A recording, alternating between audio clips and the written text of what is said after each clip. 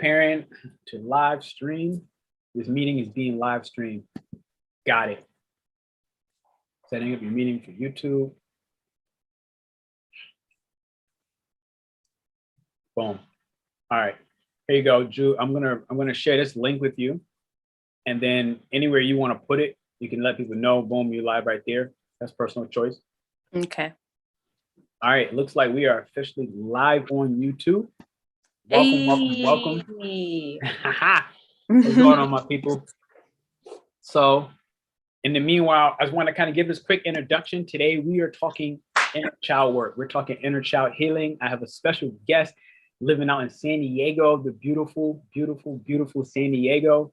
And this is a really big joy for me. One, as somebody has to obviously, if you're listening to this, do a lot of inner child work myself, or hopefully, I'm not coming on here as a hypocrite. Inner shadow work, something we're gonna kind of break down. What does that mean? It's become so popularized, maybe not everybody fully understands. What does that mean? You know what I mean? And so, right here, real quick, we got JuJu the Guru. What is the name about? You know, what makes you the guru? Especially if we're talking, you know, what we're talking today. What is all this about? Give us something. Hello, hello, hello. Hey, so JuJu the Guru. Okay, I'm not gonna lie.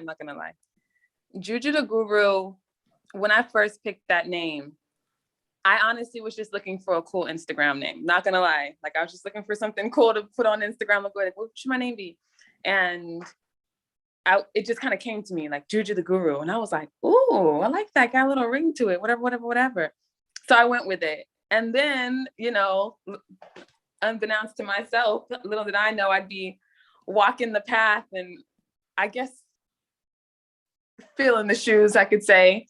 But I just realized as I kind of went on my life's journey, and the more I just experienced life and the more things I went through, and, you know, and the more lessons I've learned, I really, really started to sink in. And I'm like, okay, this is what being a guru is about. It's about mastery, about self-mastery, you know, the journey, the discovery, the lessons, all of those things together, and compiles into wisdom and knowledge, you know, that we can share and with others and to help others, you know, evolve. So yeah, that's what are some samples? What are some samples that you've done on your own, whether that's shadow work, inner child work or not? What are some samples in general, like just raw off the cup, to kind of go through that healing journey for yourself, to go through that where you start recognizing, all right, bam, this JuJu the Guru thing is forming. What was that about? All right, how'd that look?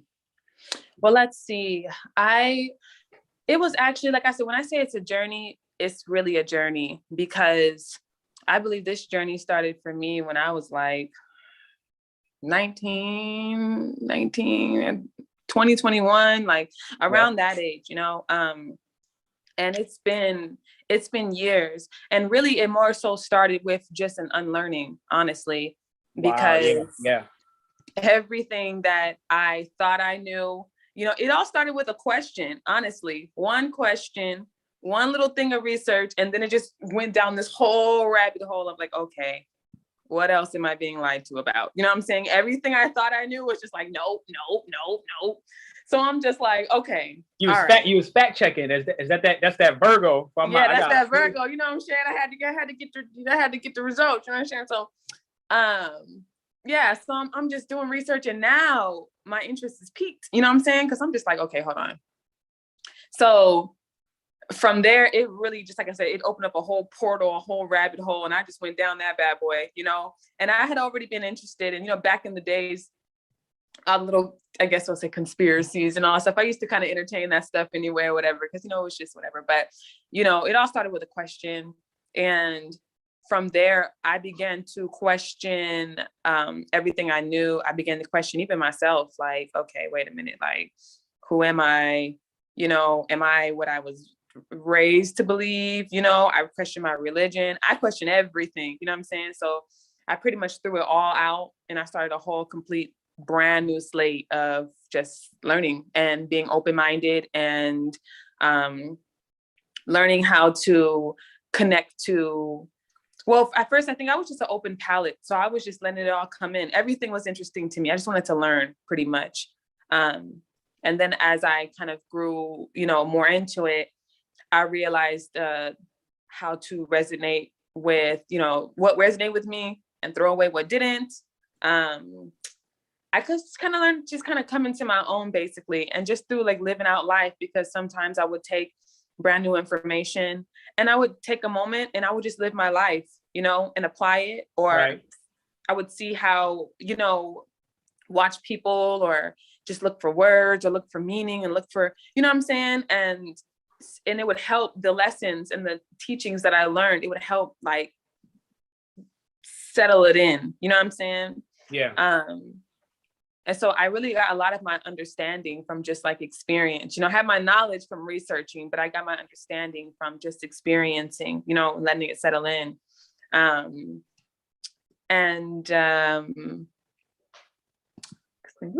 off track. And there's no real way. There's no real way to go off track. Okay, all right, because we just spitting. We spitting. Okay, we're checking with the comments and see what people are saying momentarily. Okay. But overall, I would say I went on I had a moment. I was actually on tour. And I'm an artist. Oh, snap! I'm learning some new. Yeah. New. What up? So I was actually on tour, and it was my first time actually that I had a meeting with synchronicity, and it was my first time. I saw the number 88, and it popped up at me, and I was like, okay, but it kind of just started getting weird because I started to see 88 all over the place, like I started to see, I just started to see it everywhere. I saw my friend, he needed like a train ticket or something like that. He needed me to help him pay for whatever like that. He sends me a ticket, $88, it's like, I call my mom. I'm like, Mom, I'm seeing this number 88. I'm seeing it everywhere. She's like, wow. I'm like, what? She's like, it's 88 degrees out here. Like, it was just really weird, like, it was weird. I was like, it's following me. So, I guess I decided to just go look it up. Like, what does this mean? Like, why do I keep seeing this everywhere? And then that's when I got connected with the angel numbers. And I'm like, and that was just like my whole initiation period from there. And when I got back to LA, man, I had a day where it was just like synchronicity after synchronicity after synchronicity all day. It was like boom, boom, boom, boom. And I'm like, what is happening today? And so it was just like this whole magical thing that just opened up for me. And I was just like, wow, I'm like, the universe is speaking to me. Am I going crazy? Or am I, what I mean? Like, but then I think it was just like my initiation, I guess I would say. It's like I went from just doing all the research and all the knowledge to, the universe just like, hello, so it was trippy, yo. It was so trippy. I was like, I literally had to write it all down in my notes because I was like, no one's gonna believe me if I told this. I'm like, no one would believe this. It's so trippy. Like, you would have to experience it to know. And that's where also, the guru comes from. Because I'm like, when you gotta go through it, then you'll understand, and it's different somebody telling you something, but when you experience it, so yeah, I'm my own guru. I think everybody's a guru. It's not just me. I'm not the guru, I'm just a guru.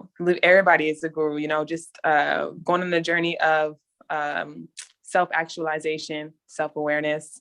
And yeah, I think the universe is always speaking. So if you're listening, then you'll hear. Boom. That's dope. I really love that. You got a couple people saying hello. I got a Samir, who's actually from Tanzania. I think Dar El Salam. He's like, hi, JuJu Tha Guru. Hi. We got Leo Lover up in here. Glad to hear from us all. I appreciate you. Today we're talking inner child work. I'm actually typing out a poll for people to vote, whether you watch this live or whether you watch this on replay. And it's going to be one simple. I do one of these each live, and this one's going to be very simple. Are you actively healing your inner child? Yes or no?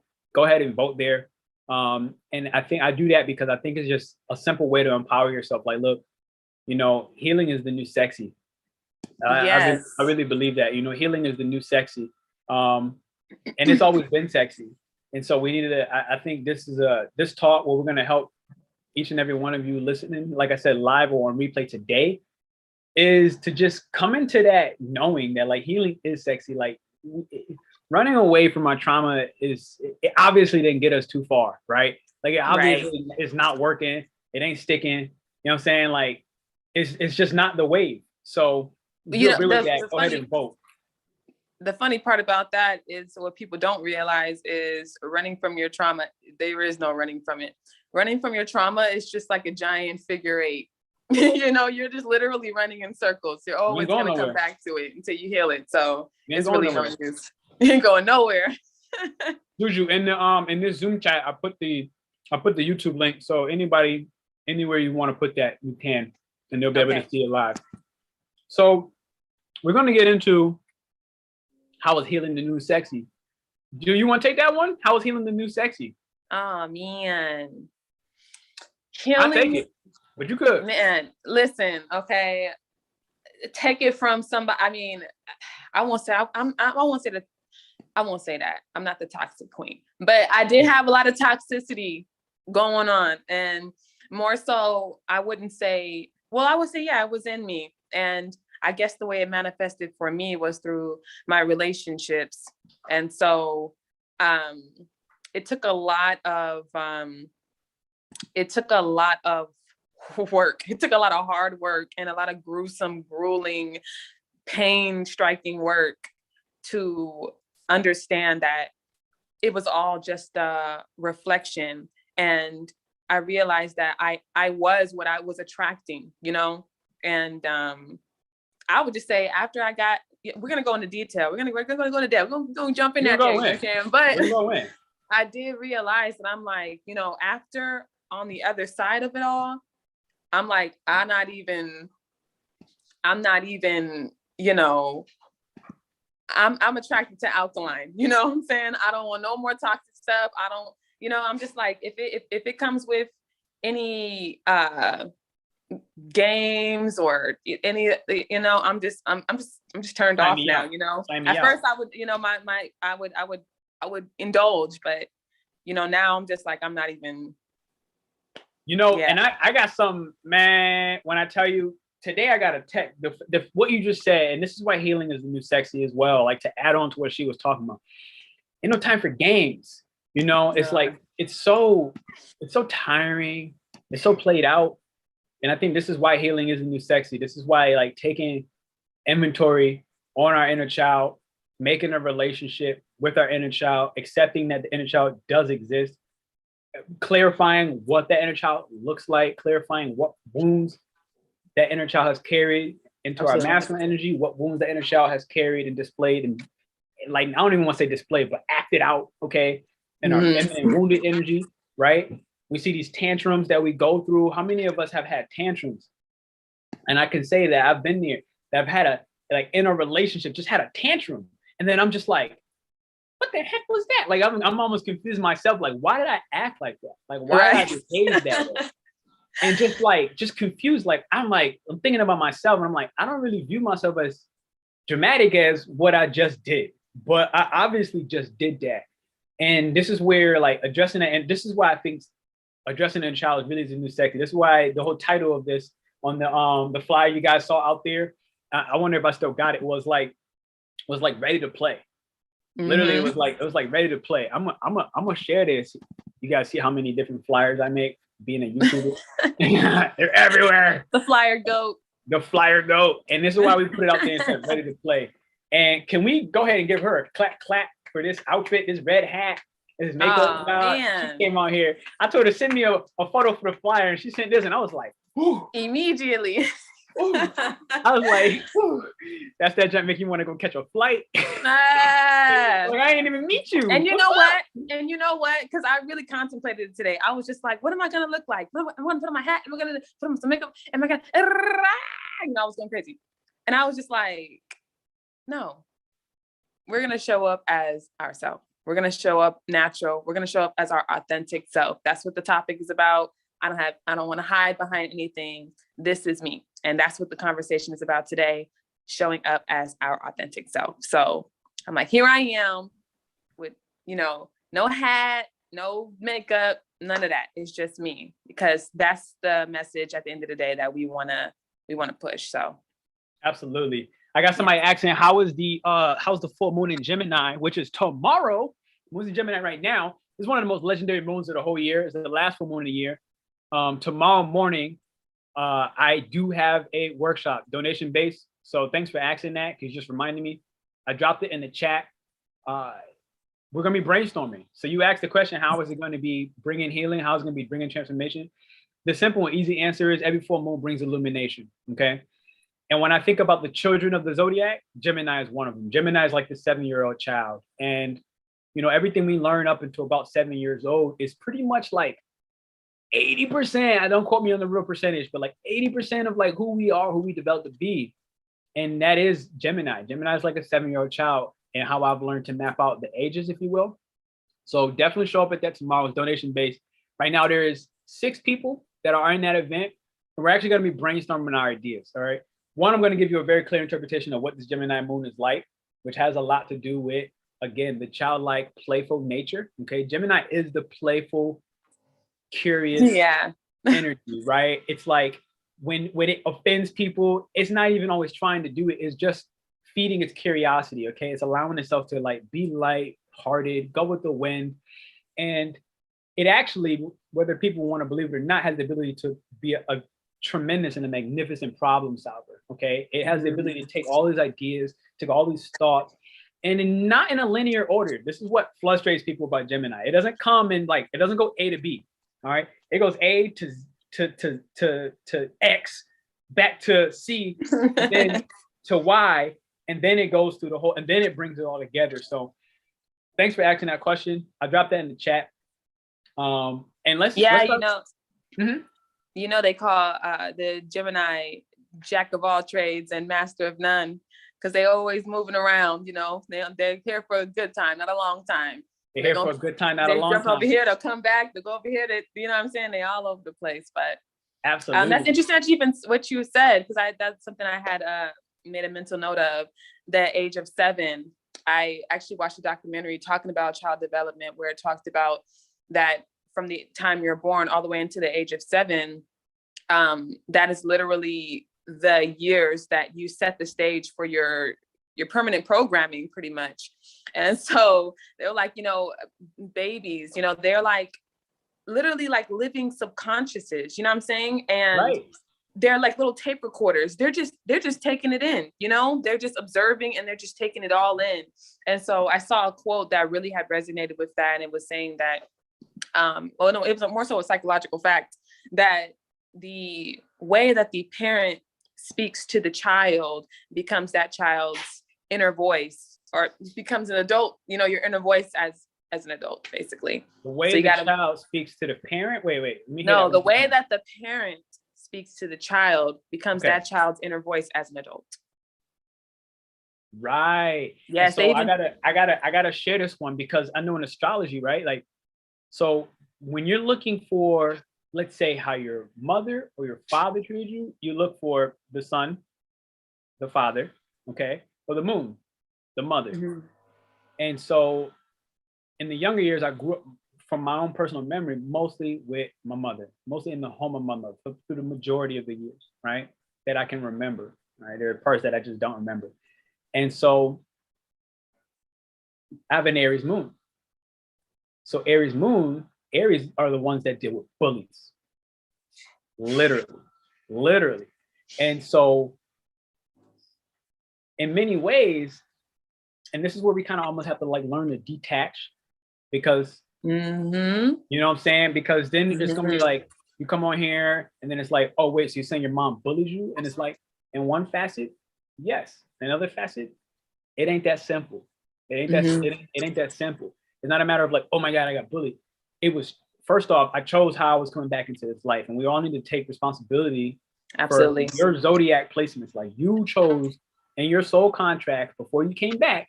So I'm not going to explain too much in that, because I have a soul contract video out there. Right. So y'all can go watch that or ask for it, and I'll drop the link.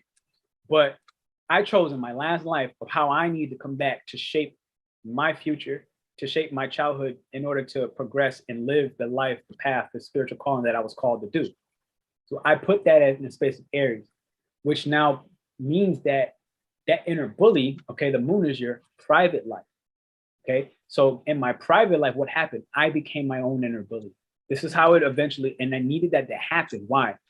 Because I needed to go through the negative self-talk that an inner bully would do. Why? Because then that helped me to understand what is it like in the minds of a lot of people. How many of us have our inner bully bullying the hell out of us? And how well can I actually walk you through that if I didn't put that placement in my life to be a part of what was happening in my own private life, what was happening in the own comforts of my home, what was happening in my emotional world? I can't sit there and come on here and start talking to you guys about inner child if I haven't had to deal with my own inner bully. Yep. Because then that's when the hypocrite is way bigger than the truth. And I'm not cool with that. So you can look for how that relationship with your inner child is with your mom, looking through the moon. You can look at how that is with your dad, looking more through the sun. All right. I would even say a little Saturn in there, but that's a different story. Yo, let's get into the first point. Let's get into the first point. I dropped a little mini description. Thank you guys for voting. I see some of y'all voting already about the inner child. Inner child is an unconscious, part of who we are.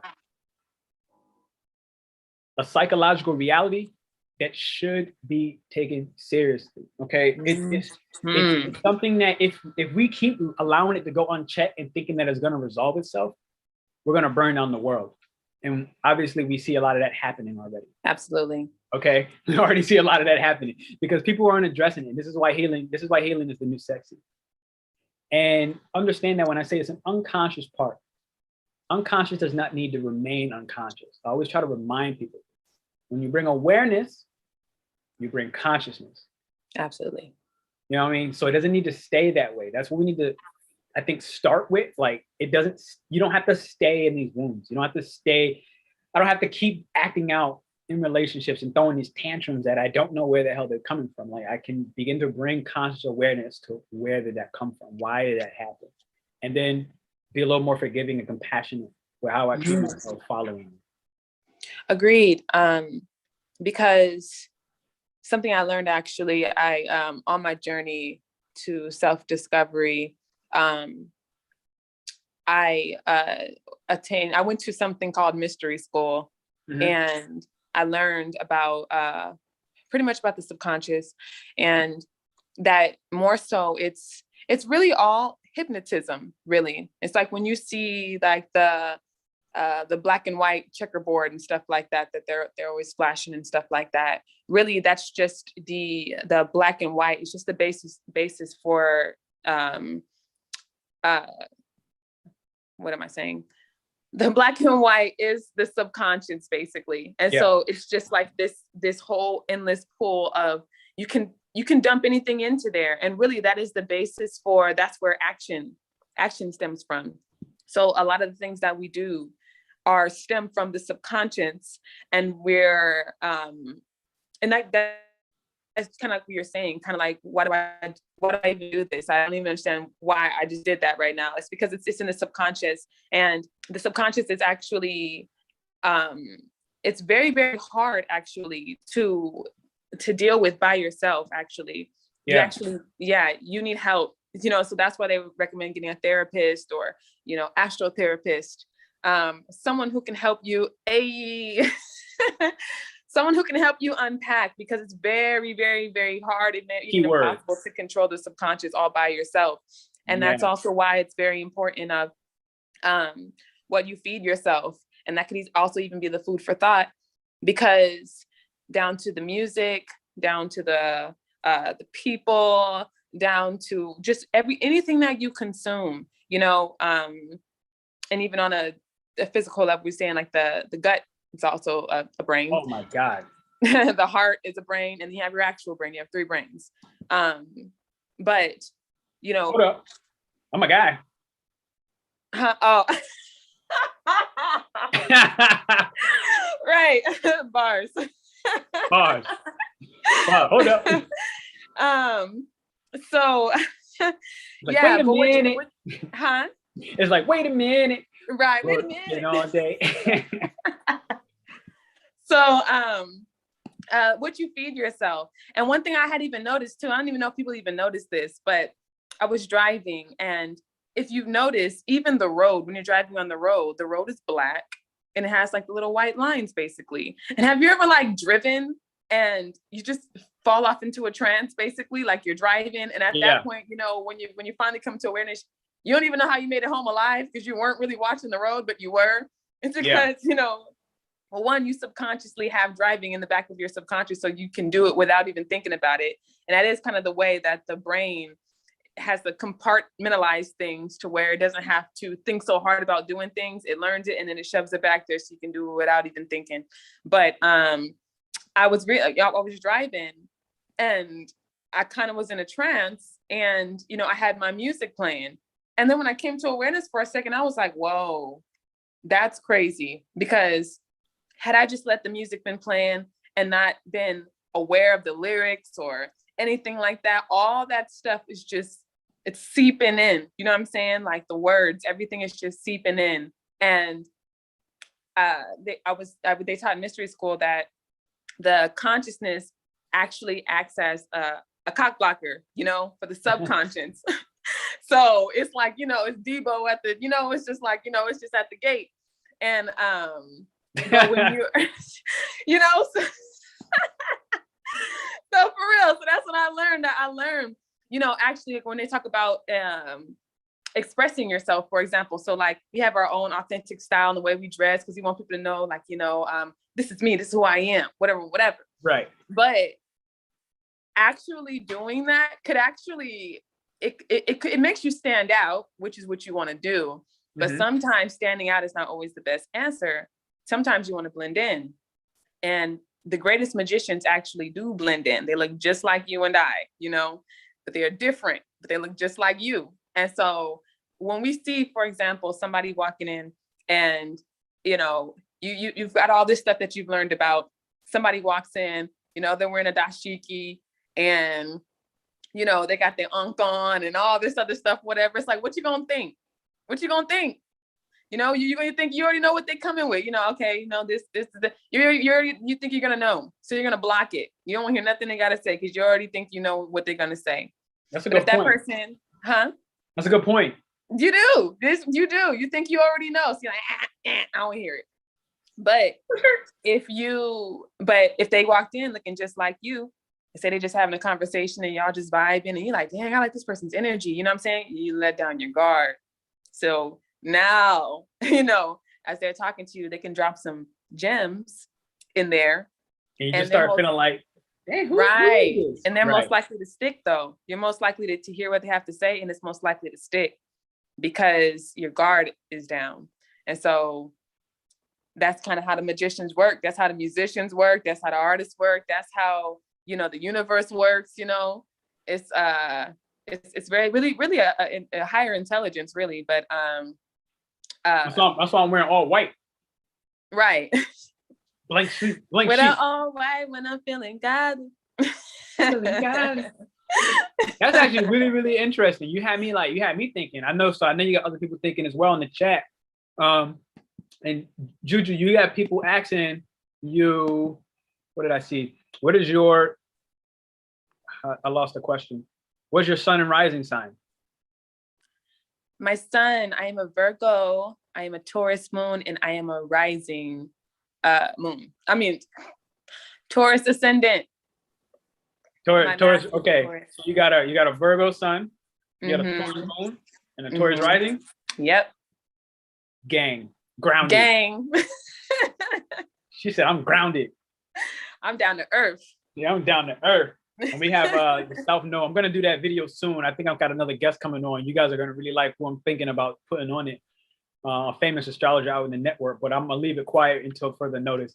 We're going to be talking about next year, 2022. The South Node going to be in Scorpio. North Node is going to be in Taurus. And everything that means, AKA coming back down to earth, coming back to the simplicity of things, leaving the trauma behind, leaving all the dark underworld stuff behind with Scorpio and the South Node, bringing in the simplicity that Taurus, the elegance. Like if you look at JuJu right now, like just simple. Today, this is just simple, natural beauty, right? She comes on, she's glistening. You see a little plant, just simple, elegant. We're gonna all start finding our way back to that elegance, right? You look at my background, it's like, what does this guy got going on? He's daishiki, you know, like she was saying, don't be. So yeah. So right. let's move into crazy signs, symptoms.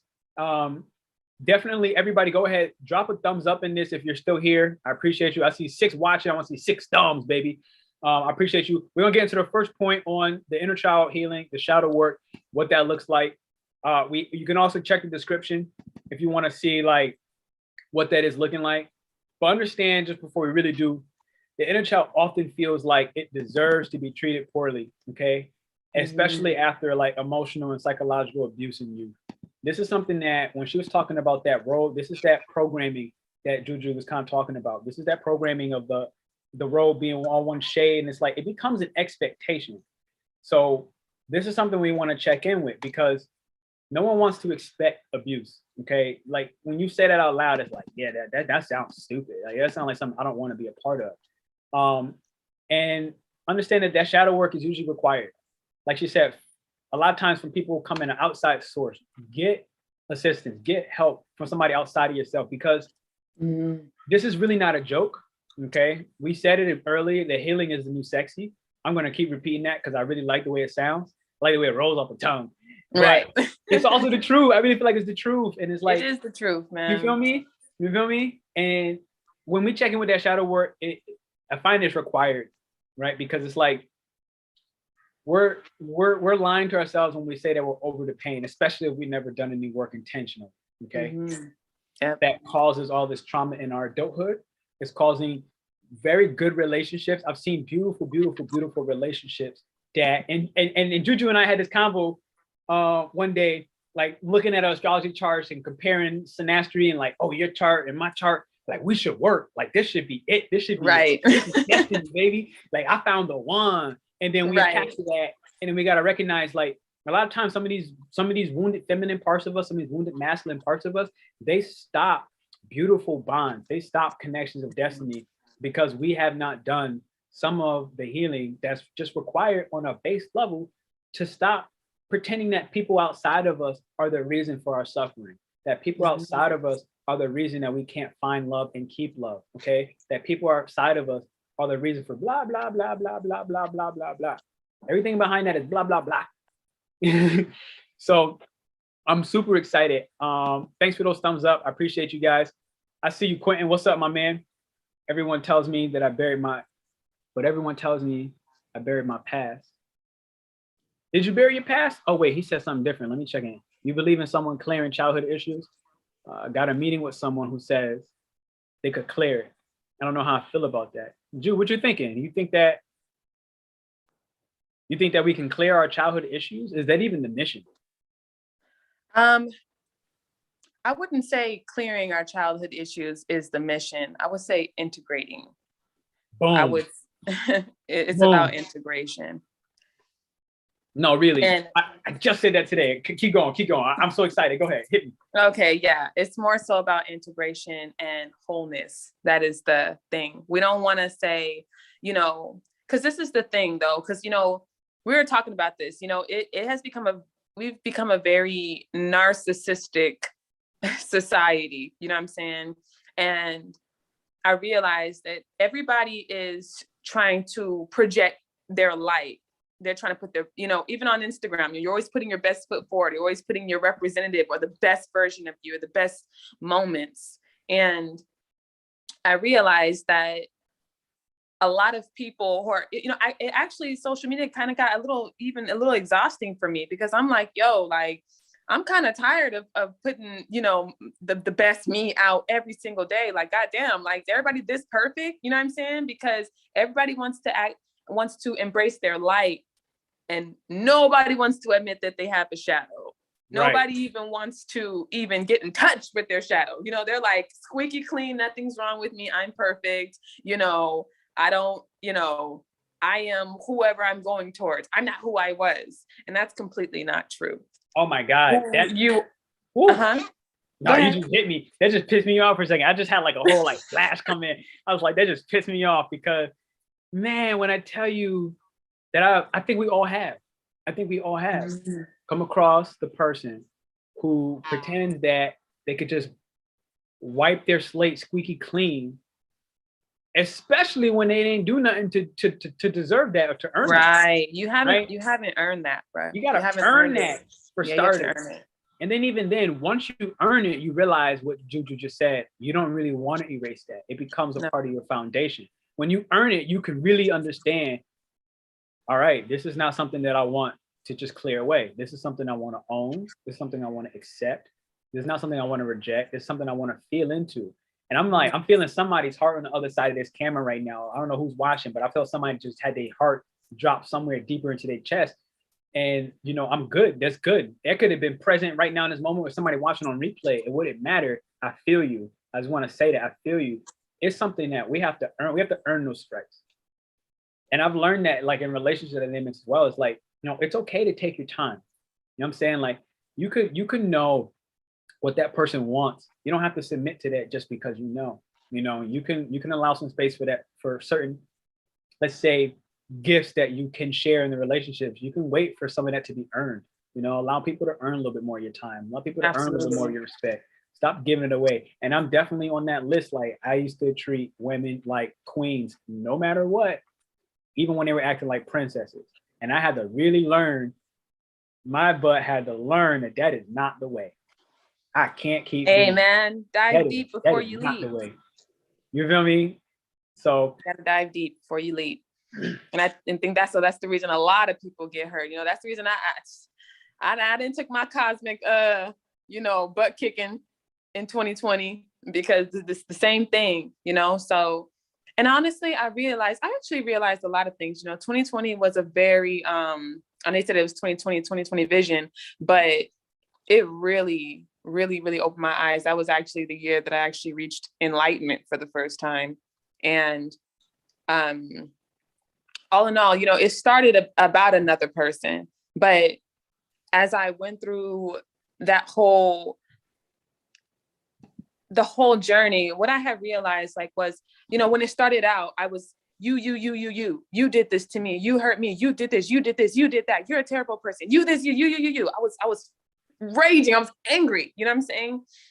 And then when I realized at the other end of that, it was really more so, it was just sadness. It was hurt. And when I went even deeper than that, I realized it's not even it was like you at first. And then it just, universe yeah, you bring it out, bring it on in. And I'm like, me?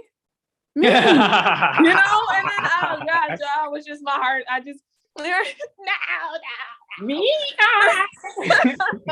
Hey, take them off screen. Take them off screen. Give them a lesson. Give them a lesson. Take them off screen. And that happened to me too.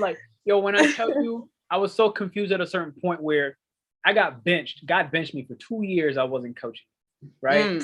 2 years in the middle of my career, and literally, I didn't make a lick.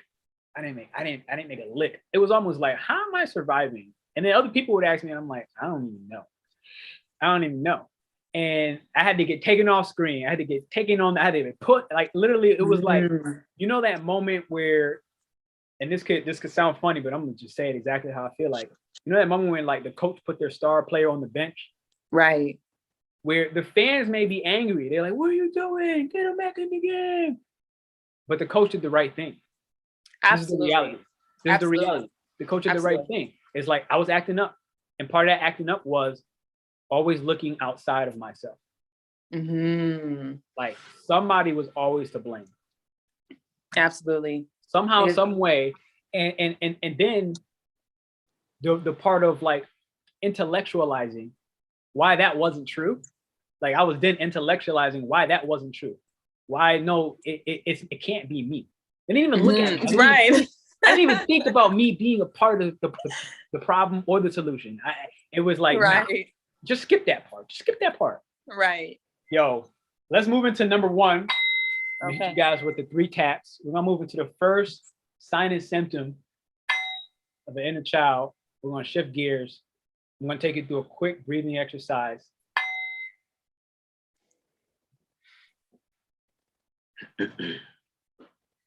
All right, here we go. I want to have you guys take your 2 fingers, pointer and middle, put it on your third eye. Maybe take your thumb, maybe put it down on your nose. Now from this nostril that's open, I'm gonna have you breathe in for 5, 4, soft and slow. Your chest shouldn't move. 3, 2, 1. I'm gonna have you close this nostril with your ring. Go ahead and open your thumb. Now I'm gonna have you exhale. 5, 4, soft, slow, easy. Good. Now you're gonna take an inhale through the same open nostril. Soft, slow, up to the brain. Close your thumb. We're gonna open that ring finger. 5, 4, 3, 2, 1. I'm gonna have you go through that one more time. Inhale soft. Relax your jaw, relax your shoulders, close the nostril. As you switch over, I want you to exhale. Feel your ears melting. Your body's easy. We're going to take one more inhale from here. Notice the shifts. As you close your thumb. And you exhale, final one.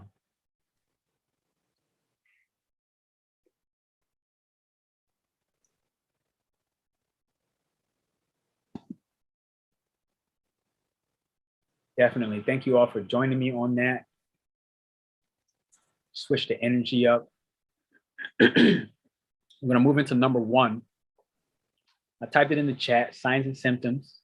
Ask any questions in the meanwhile. And what we got here for number 1 is abandonment. One of the signs and symptoms that your inner child is still wounded or it hasn't been addressed is when abandonment forces you to unconsciously push people away. Mm-hmm. You find yourself preferring to be alone. And there's nothing wrong with alone time. I think we need to understand how to consciously choose with intention to create some alone time. Thank you, Leo Lover. I see you. That breathing is, I do it every morning. I do a lot of breathing. I take like 2 hours of breath work in the morning. I have to. Without it, I'd be all down. But thank you. Definitely join tomorrow. Anybody in here, if you enjoyed that, you enjoy tomorrow the brainstorming workshop, because we're going to be definitely doing a couple of different breath exercises to just help us bring our thoughts together on paper. A lot of us were in the dark. I know you all felt that. All of us have recently felt like, I just got to go this way. I don't know why, but I just feel drawn to go this way. But I don't really know the answers. This full moon in Gemini is going to start giving those answers. But the irony is, because the moon's in Gemini, it only happens through communication, which is why I'm doing this as a brainstorm mastermind tomorrow. So that said, sign and symptom number 1, abandonment forces us to unconsciously, meaning not with our knowing, without our knowing, to push people away. How many of you have, I want you to just say like I in the chat, how many of you, and I'm going to have to type this for myself, have unconsciously pushed people away? And I just tried to almost pretend that I'd rather be alone or find some other reason. But when I really took a second to think and pause, I just pushed them away. Like I pushed a good person away for no reason. I'm just going to go ahead and type mine right now. I'm going to say, I check. I've pushed people away. Ju, what do you feel about this? What do you feel about this first one? Sign and symptom. Definitely what they call it, anxious avoidant. Yeah. Definitely have been on both sides of that spectrum. And I would say, as far as the pushing people away, I would say that deep down, it was more so, I had to kind of come to the terms that it was more so, it was my wounds pushing people away, as far as my abandonment wounds, rejection, not good enough, alienation, Mostly just like a fear of rejection, I guess, which I think it's a prominent thing right now in society. Because at the end of the day, everybody just wants to be loved and accepted for who they truly are. And so why do we all know that, but keep doing something different? Because we've all heard that, right? We've heard that. Well, yeah, but I mean, one, fear, but two, I saw something. It said that, you know, like the road to your purpose or your destiny is literally the same road that you're avoiding going on. It's on the same road. And I just feel like we're not able to really love each other because we don't love ourselves, because we don't know ourselves. Like, you can't, like, how do you love me? You don't even know me. You know what I'm saying? Pour it on. And so we're not taking the time to really get to know ourselves. A lot of that is going to come from being alone. But the problem also comes in because when people are alone, they feel lonely. The objective is to be alone, but not feel like you're all alone, you know? And a lot of that does come from the abandonment, because one thing I had to realize was that, you know, first of all, I'm an adult. No one can abandon me, you know? So I realized that before anybody could abandon me, so to speak, like, I abandoned myself first, you know? And because I was moving as, what I want to say, and this was because I guess in childhood, my authentic self, you know, a lot of instances, you know, not just parents, but a lot of instances in my childhood, I actually had an actual complete moment I could really capture when I completely detached from myself 100%. And this whole new alter ego came over. And it was actually when I began to rap and make music and stuff like that, because in my brain, I kind of had conceptualized, like, okay, when I was just Jalicia and when I was just me, that person wasn't really accepted. You know, that person caught a lot of grief and bullying and all this other stuff or whatever, right, like that. But when I'm JuJu, everyone just thinks I'm so amazing and I'm this and I'm that, you know what I'm saying? So I completely just killed her off, you know, killed off Jalicia and completely just move through my life as JuJu, you know? And so, you know, and so I feel like when I got up to a point when I, you know, there was a point in my life where I decided, like, you know what, I want to show up as my authentic self. I want to show up as Jalicia this time. Like, let's take JuJu off for a second. I want to show up as Jalicia, you know? And when that was rejected, you know, and now I don't take that personal, because I do realize that, you know, people can only meet you as deep as they've met themselves. So I've learned not to take that personal, but I took it personal then. And so, you know, and I did the same thing. I took it personal too. Yeah.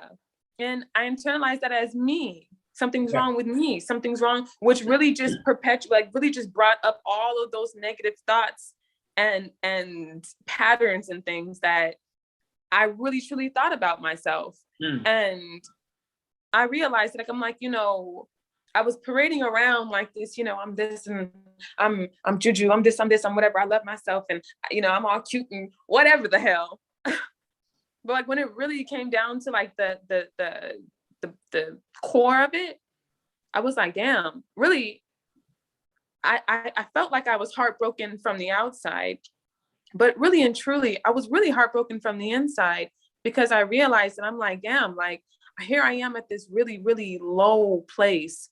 And I don't even got me. Ain't nobody here. You know, I don't even got me. Like, where am I? You know? And that's when I was like, okay, it's time to go on that search to find self, because she is, I don't know where she at. Because that's the rock bottom. That's the most painful part. It was for me when I recognized, oh crap, I don't love myself like I wish I did. Right. Not We even love like I thought ourselves I and did, because I didn't even really think I did. If I'm being honest, like it never came across my mind. So I can't even say like, oh, I didn't love myself like I thought I did, because I didn't think about it. Right. So at least like I would hope I would, right? Like Right. I word it more like that. Like I didn't love myself like I hope I would, you know? So wow, thank you for that.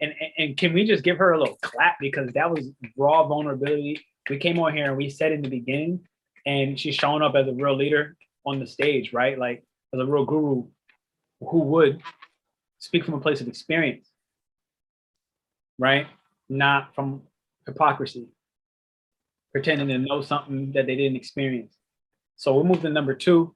I see you, Samir, on the self-sabotage comment. I thank you all for hitting those, voting on that, as well as saying I. Just go ahead and just rip, understanding like what we said, like healing is the new sexy. Healing is the new sexy. So number 2, Absolutely, we have. because even I'm sorry. Okay. Oh no, go ahead. No, I was just saying, because even in expounding on healing is the new sexy, what I realized that a lot of people's deepest desires, I'm like, really, it's just the desire to know self. That's really what you want. You really just want an intimate relationship with yourself, you know? And we go out looking for that through our friendships and relationships and things like that. But really, we're just on a search for identity. That's all it is. And I realized that once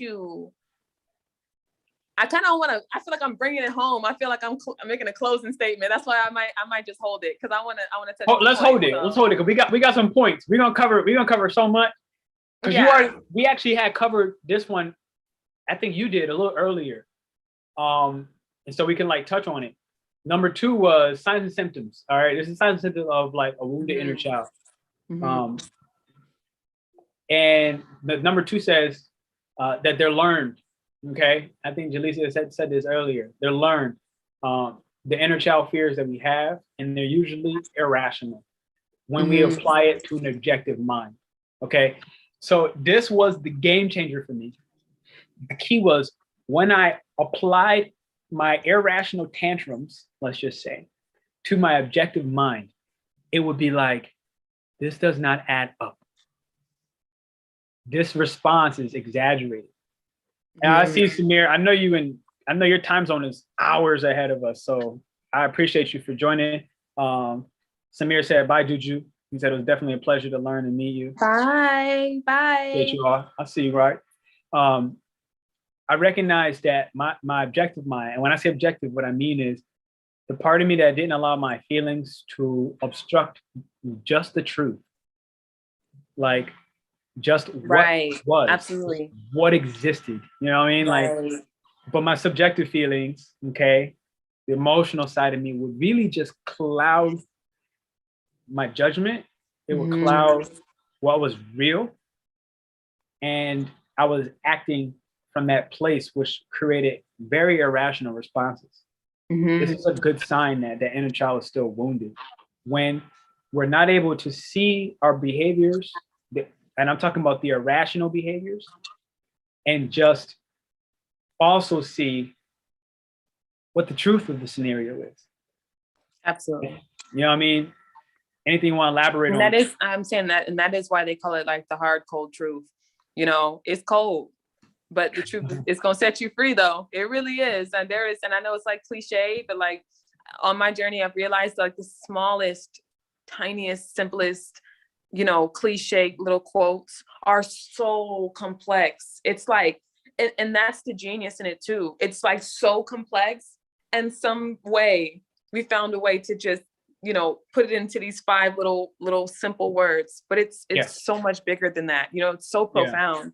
I had that realization too. It's like, you know, words, rage is not the same as anger, nor is it the same as any other adjective to explain being mad, right? Like they're all different words. They all have different, and we often do not use the appropriate word to express emotions. Emotions are so complex. Absolutely. Like, to be honest, like even your leading psychologist will interchange words inaccurately. So This is why body language is often a more accurate indicator than what we verbally say. Because we could verbally lie and say, I'm fine. We verbally lie and say, I'm okay. Mm-hmm. But your body is saying, I'm in pain. And I want to expound on that. Like, it is okay to not be okay sometimes. It's okay to not be okay sometimes. A lot of us are not okay, you know? We're not. That was the most empowering moments that I've had in my life. Yes, to just admit it, you know, just like when you go to the Drinkers Anonymous thing, they say, you know, the first step to getting rid of a problem is to admit that you have one. You know, you can't just keep saying it's okay, it's okay, it's okay, it's okay, because you're just gonna pile it on and eventually you're gonna crack. You know what I'm saying? And I realized too that we are like all this craziness that's going on, right? Like the pandemic and all that stuff. I realized that I'm like, you know what? I can understand. I think this is what I'll say, because even we talked about that whole complex thing, just being brought into something really, really small and simple, like us, right? We are just a drop in a giant ocean. Do you know what I'm saying? But at the same exact time, we are also the entire ocean in one single drop. And so there is no separation. It is all oneness. It's all one and the same. Do you know what I'm saying? And so my point is that when I was able to understand myself, I was able to understand everything else around me. I was able to understand other people, politics, the pandemic, everything. It was like, oh, I know what's going on. I know what's going on here. And so I kind of really understood what they've been saying when they were like, you know, you don't have to go outside of yourself searching for answers. The answers are already within. You already have them. And I know it's like when somebody's just saying that, you're like, what the hell are they talking about? But yeah, this all sounds like spiritual, lyrical, miracle, you know, talk or whatever. But like, it really is, that's the truth. It's the truth. And the more I started to have the empathy and the compassion for myself, the more I could have the empathy and compassion for other people, because I just realized like we're all the same. We're all going through the same thing. We're all struggling. We all had childhood trauma. Like everybody's just projecting their trauma out. We're all doing the same thing. You know what I'm saying? And so it helped me to bring down the judgment and all of that stuff. It helped me bring that stuff down, because I'm just like, man, like we're sick, man. And that's why I realized we're just a giant psych ward, you know? And so it's like, I really realized that. And that's why I'm like, you know, when I seen, I think I came to that understanding from just doing my own work. And so when I seen the pandemic hit and they were having everybody wear masks, I was like, this is similar to the mask. This is similar to masking in psychology. They call it masking, basically. Yeah, it's similar to the mask that everybody's putting on. Exactly. It's all connected, basically.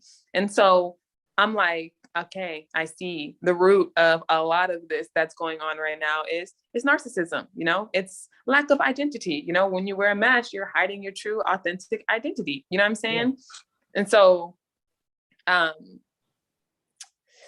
which is floating in the wind, huh? Which is so beautiful at the same time, right? Because it also paints the picture of symbolically and realistically how much we're all the same. Absolutely. All while still being different, all while still being beautiful. Absolutely. You know? And this is why I find this being one of the most, I'm going to say, historical events to ever bring people back together. You know, like because it didn't matter. This is probably the first time in the history, if we're really looking at what's happening, the history of all history, that everybody globally has been somehow, way, shape, or form, forced or otherwise, able to do, be, feel, and be treated the same in a sense. It's just like, even if other places eventually made different laws and you can wear masks, you don't have to wear all that other yada yada. for the first time ever, we all face the same strife. Yes. You know what I'm saying? It didn't matter if my skin color was this way, your skin, that didn't matter. Okay. It didn't matter if you have food. It's like at some capacity, we all felt like what it felt like to be, I almost want to say like a minority. I don't know if that's actually accurate in this instance, but we all felt like what it felt to be on the same level in some capacity, no matter if you were rich or poor. It definitely evened the playing field. Even we talked about when you were talking about your subjective feelings and reality, you know, it's like, it also just, I feel like sparked a question for me. It's just like, what is real, you know, because that is also subjective, but it's subjective at the same time. And it's just like, you know, even the word real, you know, because I love words. And then, you know, there's real, there's REAL, and then there's real, REEL. You know what I'm saying? And so when you look at even the mask, for instance, one thing that kind of popped up to me for the symbolism was the theater mask, basically, the drama mask. And you have like the happy mask in the front, and then you have the sad mask in the back. You know what I'm saying? That definitely like summed up to me, like everything that's pretty much going on. You know, people are parading around like they're happy and they're really depressed. They're sad as hell. You know what I'm saying? And so I'm just like, really, all this is like, it's the genius of art. Absolutely. And it's that Leo energy. I think we were talking about that before, that it's the age of Aquarius, but it's that like Leo underneath, basically, that authentic truth, that identity, basically. And give them a little bit about that, because I know you and I know that, but give them a little bit about that, because a lot of people aren't here astrology related, if you will, so they're going to be able to understand the analogy about the Aquarius being out in space, Leo being front and center, let's say, as the sun. Give them that connection. Okay. So basically, it's kind of like, okay, so we're in the age of Aquarius now, but on the opposing end of the sister sign is Leo, basically. And so with Leo representing just your truth, your identity, basically, and Aquarius represented like the collective and uniqueness and all of that stuff or whatever. And so I pretty much had come to the realization, like, okay, wait a minute. It's starting to make sense, because if we're looking at social media, because that's also ruled by Aquarius, is social media.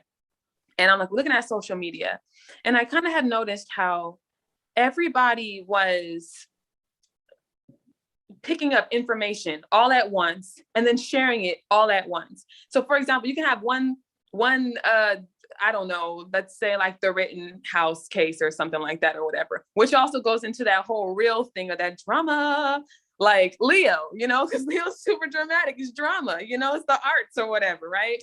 So you had like the Rittenhouse case or whatever like that. And I'm like, you know, you have all of these eyes, like you have all of these people. It's like you have all these people collecting information at the same time on one thing, you know? So I was like, it's almost like just like a giant eyeball that just doesn't miss nothing, because you got this person from this angle, this person from that angle, like, you know, all over the place, literally dissecting that one thing, basically. It's hard to get anything over. It's easy to get something over maybe one, two, couple people, but you can't get everything over on everybody. You know what I'm saying? And so it's like everybody, the collective is like working together to see, and, you know, and all the parts and the hidden parts that people don't see. And I realized, I'm like, huh? Yeah, I'm just like, yeah, it's like a big giant eyeball, basically, you know? And then even from there, I was able to realize, like, I could see, I was like, whoa, there is an invisible war going on right now, because, you know, it's like AI, the artificial intelligence, you know what I'm saying? And then there's the actual natural intelligence, you know, us being the original computers. And that's also Aquarius, you know, they're super smart, whiz kid, futuristic, you know, technology, all of that stuff. So I'm like, okay, wait a minute. It's starting to make sense now.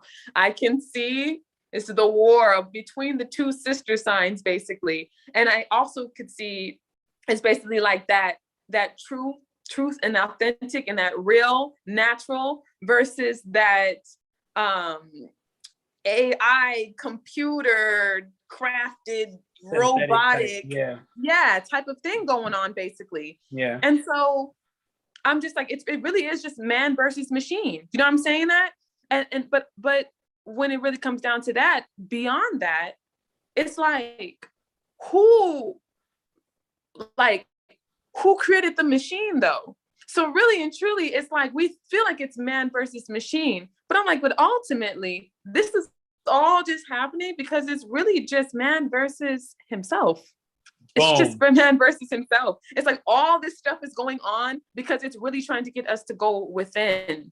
Exactly. You know, it wants, because the moment that we connect with our truth and our authentic self and our purpose and our identity, game over, like literally game over.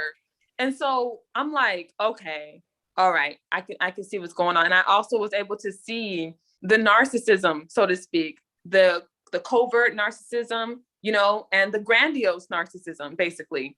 And I think Aquarius a couple things that you had said to me that kind of Aquarius, Leo. Yeah, that grandiose, covert versus Leo, grandiose. Basically. Yeah. Absolutely, super grandiose.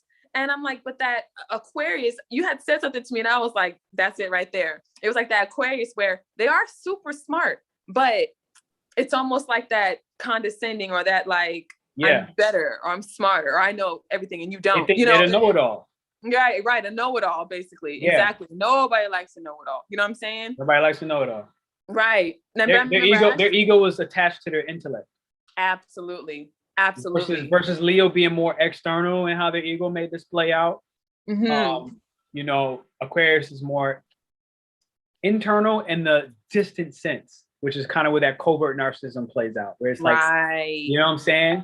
So yeah, tremendous. Yo, let's move. This is so critical. Let's move that into point 3 because everything she spoke about, it actually kind of clarifies this whole, when it got back to the man versus man, woman versus woman, or both and both, human versus human, if you will. What she said is all comes back inward. Yep. You feel me? Like our external expression, let's say in Leo, is more vibrant when we inwardly accept ourselves. You feel me? And same thing, vice versa. So this brings us to point number 3, signs and symptoms of, he said, damn, Juju, I feel you, bro. I feel you, my man. She just dissected. She just dissected. That's why I was like, we were having a convo one day on the phone, like, yo, I need you to pull up with me on this live. Yeah, man. She just did it. That's why. So number 3 is when the wounds are talking, right? When we're talking from the wounded warrior and not the one that has integrated its wounds. Got hit with the raw smart, slow motion. Slow motion on this side. So it's for you, Ralph. Right. The legend, the YouTube legend. Number 3 is inappropriate and frequent guilt arising in our adulthood. I think the important part behind this is frequent, okay, and inappropriate. Guilt is guilt. It exists. It has a place. You know, we should feel guilty. Hopefully, if you kill somebody, if I kill somebody, I should feel guilty. If I don't need to but the difference is when it stays, you know, then it becomes shame. That's when it just keeps frequently popping up, especially at inappropriate times. That's when it becomes shame. That's when it becomes, I'm a bad person now. You know, now again, killing somebody is a very extreme example. So forgive the magnitude of this intense statement, you know, because obviously when we're talking inner child wounds, this is less about killing somebody physically, but metaphorically. You know, we metaphorically allow parts of ourselves to die, kind of how JuJu said a little bit earlier, right? There are certain parts of, you know, I did the same thing. For me, Bobby by itself was the emotional me. And like at one point, after so many heartbreaks, Bobby died. I was like, Bobby, you gotta go. You feel me? Then I just became Pernell. Pernell was just a rock. Right. Right? Which is just missing some of that empathy that was required, especially at this stage of my life. So The inappropriate and the frequent is the key words when it comes to guilt in this that arises in adulthood. A lot of times it's linked to our inner child who was forced to be more responsible than we may have felt ready to be. This is my third house. It's like childhood. This is my third house Capricorns. Okay. These are just my Capricorns in general. All right. Forced to be super responsible. Check where your Capricorn placements are. You'll likely see this is probably where you had to be more responsible sooner than you were ready. All right. Because mind you, the opposite side of Capricorn is the adult version of who? Cancer, our emotional well-being. All right. In our private lives. And that's impacted in youth. I think Cancer is more like 12 years old. If Gemini was 7, I think Cancer is like 12, maybe 11, maybe 14 years of age, give or take. And how you feel about that, Ju? What's going on? Inappropriate and frequent guilt, when it arises in adulthood, is oftentimes when we felt too responsible for things that we weren't necessarily ready for. Mm-hmm.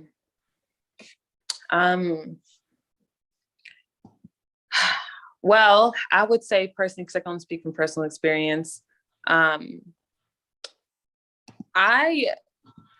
was something I kind of struggled with up until recently, because my response to responsibility was kind of just to swim away or to hand over.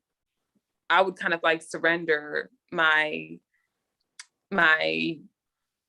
power, or it just felt good to me to let someone else be responsible for me, and someone else take the responsibility off of my shoulders, basically, because I kind of felt, I don't know if inadequate is the word, but I felt that I wasn't equipped, or I felt like I just wasn't ready to take on the real world, basically. I felt like for example, I had like last year, I ended up paying for a therapist. She taught me a couple of things. One of the things she taught me was something called Enmeshment, because I had a huge codependency problem. Huge codependency problem, bro. Like, wow. So she taught me Enmeshment, basically, and where she basically explained that was when the parent basically okay. Okay. But she basically explained that all of the children's emotions basically was connected to how that one caregiver or that parent felt, basically. So if that parent, they weren't able to authentically express themselves because everything was merged in with the parent, merged in with the caregiver. So if that parent or that, and it was more so a survival tactic. So if that caregiver was upset, you don't basically get to have feelings outside of for yourself, basically, because you needed to survive, basically. And so you were more so focused on caregiving to the parent, or more so focused on pretty much pleasing that parent or pleasing that caregiver so that you can get your needs met, basically. So it was kind of like inherently taught that it wasn't about you. It was about that other person, because you needed to survive, basically. And so I didn't realize that was something that I had pretty much taken into my adulthood when it came to pretty much everything, friends, relationships, just work, everything, wanting people to like me, wanting people to accept me, wanting people to, just to survive, or just to keep the relationship, or whatever the heck it may be. I have to keep you happy so then I can be safe.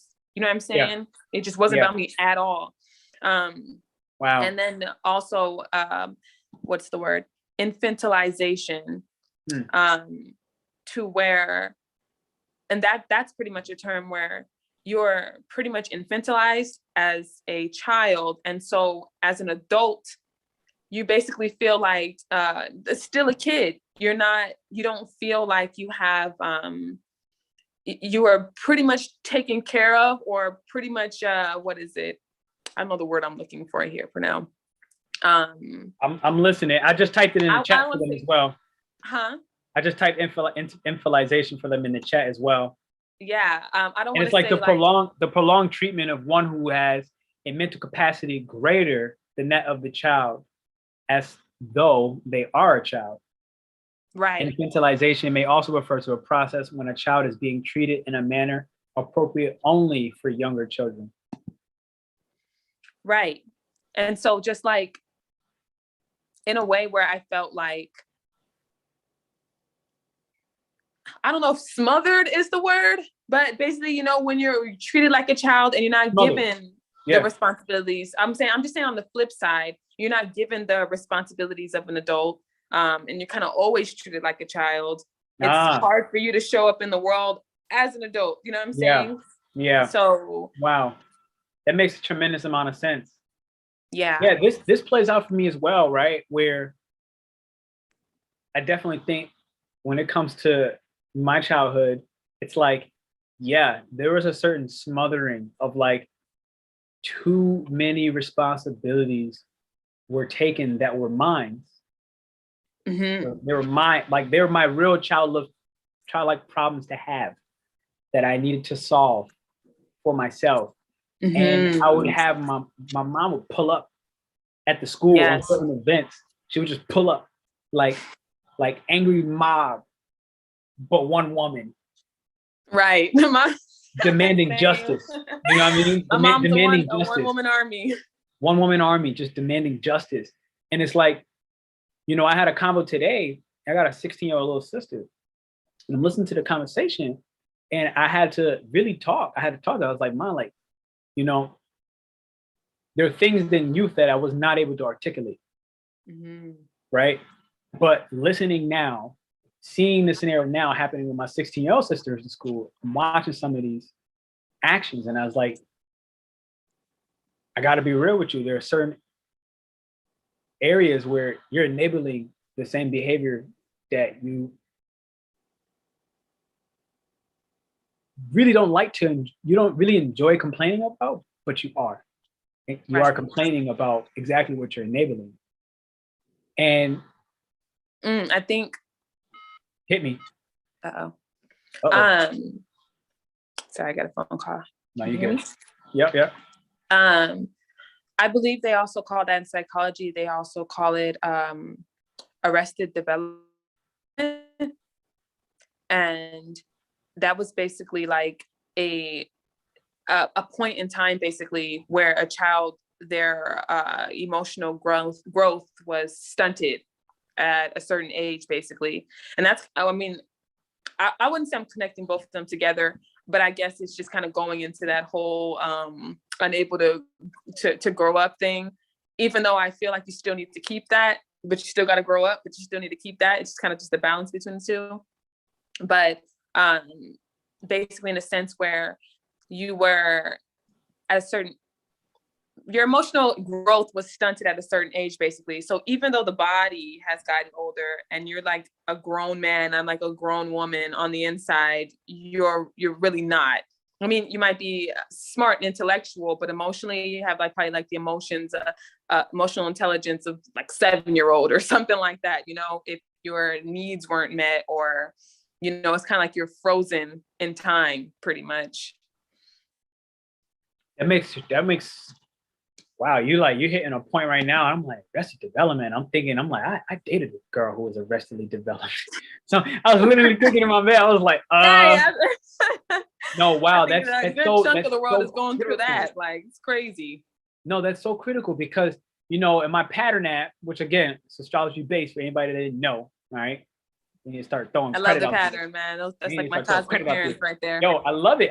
And one of the things that it had really helped me to navigate when it comes to my relationships was to basically stop being a parent. It's like, look, like you, whether you realize it or not, like you're attracted somehow over and over to basically relationships where I have to be the parent in a way. Like, you know what I mean? Like people just, women, let's say in this instance, just not wanting to take certain responsibilities, if you will, and then that were theirs to like to honor, but then it'd be like I had to stop almost over caregiving in a sense, like if that makes any sense. because it does make sense. It makes complete sense. Because really and truly, it's just a mirror. Really, life is just trying to get you to take it inward, because it's literally letting you know that you need some parenting. You need to do some reparenting. And so you're looking for somebody outside to fix and tinker with and help and grow and all this other stuff, really. And really, you should be doing that for yourself, you know, because that's also a wound.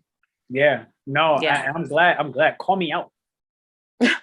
No, really. Like I so mean it. Call me out, because that was ultimately what I had to really learn. That was like, it was so funny. Like, I feel like life is so awkwardly interesting all at the same time. It's like, I almost had to go through this full circle, which I'm sure just always keeps going, right? Like eventually you hit this completion, then a new cycle starts, right? But like the irony was the last completion I hit, it was like something changed. Like there was a pattern that I knew, and then different actions were taken. And as different actions were taken, it was almost like this, it was still scary, right? Because now I didn't know what was coming next, because it was like I took some different actions. And what ended up then being reflected, I then saw exactly what you said. I saw how much I needed to basically discipline myself. And I recognized how much that I was not in my own masculine energy. And it was the most liberating thing at the same time of like, wow. It was so painful. It was like painfully liberating, right? Because it was like, holy crap. And it was like, what you just said, the way it had to hit me. The way like it had to finally hit Red's gonna hit you. That's what's gonna do. Yo, I was like, it's gonna hit you. Yo, what? It hurts, man. It hurts. Yo, it hurt. But it's dope, because I remember we were talking a couple of days prior, and it's like my calendar has been like, I almost want to say out of control, but no, it hasn't. It's been busy, which is great. I say that to paint the picture of, I had to start really stepping into the order. That, like, I am a life path 11, like that's a double masculine energy, but I was falling into that 2, right? The 11 comes back into a 2, which is back to a feminine energy, and it can be way too over emotional in certain instances. So I had to recognize, when was I allowing that 2 energy to dominate that double masculine energy? The chaos, let's say, being the feminine energy, and the double masculine energy being the order. And I had to recognize, like, this order was required. And I'm so grateful that all that had to happen, that these inner wounds had to be really addressed in me, because I wouldn't be able to sustain, maintain, or even push the dreams that I have forward without that masculine structure. Like, it had to get structured. Absolutely. I had to get structured. And that was what the relationships were teaching me. It was teaching me, literally, ironically, how to go back to actually being my natural masculine self. And that was the irony. That was the big irony. It was like full circle. Okay, finally did something different. And it was like, I don't know what this is about. And then the reflection I got was just like, oh, this is just too clear. Okay, I got the message just now. Thank you. Like, I got it. Thanks. Right. Thank you too. It's like, thank you too. I think even, Sorry, go ahead. Go ahead. You talking to me? No. I'm good. I was actually checking back in the comment. I was looking, I see 10 has said, awareness is stuck in that of a child. You have to clear the layers and the patterns as an adult to be able to expand the awareness. Capricorn Moon has that too. Absolutely. Absolutely. Because even with that comment about the layers, like, it is layers. And it's like, it's just like the universe. It's the same as yourself. Just when you think you know something, you find out something new, and you find out you don't know anything. And then you go on another journey. It's just literally a journey. You're just constantly going on new journeys and new discoveries, and you're taking what you learn, and and then you're learning something new. And really, it's just like life it's just getting us depth you know, because a lot of people, a lot of us, even myself, you know, was very shallow, you know, and I thought I was deep. I had information, but I didn't have wisdom, you know, I just had information. I thought I was deep. But, you know, my South Node is in Gemini, you know, and my North Node is in Sagittarius. So, you know, life is really, really, really tipped me deeper and forced me to ask the questions and to question that and question that and question that. And so I just felt like I was being pulled, you know. That's also too, the law of correspondence, you know, which connects to Sagittarius. You know, it's like that bow and arrow. And when you take that arrow, you pull it all the way back, right? It's tight until you can't pull no more. And then you let it go, you shoot. Yeah. And so just as I also realized too, a couple of understandings, like I had realized that the deeper that I was allowing someone to take me was really just the deeper I needed to know myself. Absolutely. Like, yeah, truly. And so I'm just like, because sometimes I would be I have been in situations where I'm like, why am I doing this? Why am I letting this person do this to me? You know, why am I letting them drag me like this by the ponytail? Like, why, you know? I'm just like, you know what I mean? Like, why? And I'm like, you know, it's like dragging me to hell. You know what I mean? And I'm like, why am I letting them, why am I going this low? Like, why, you know? But from coming out of it, you know, it was just like, I just realized that I was like, I discovered new things about myself, you know? And that's like that's the magic right there. It's like the unknown, you know, the things we don't know. I mean, you never know really who you are until you're placed in a situation to find out who you are, you know? You don't know who you know, it's like, and that's where the self-discovery comes from. You know, you said, I wouldn't do this and I wouldn't do that. But like, would you though? You don't know that. You don't know. You know what I'm saying? So that's my point. You know, the more you experiencing and the deeper you allow life to take you, you learn who you are. You learn what you wouldn't do because you'll be in it. You know what I'm saying? You'll get the wisdom from the experience. Sexy. That's why it's the new sexy.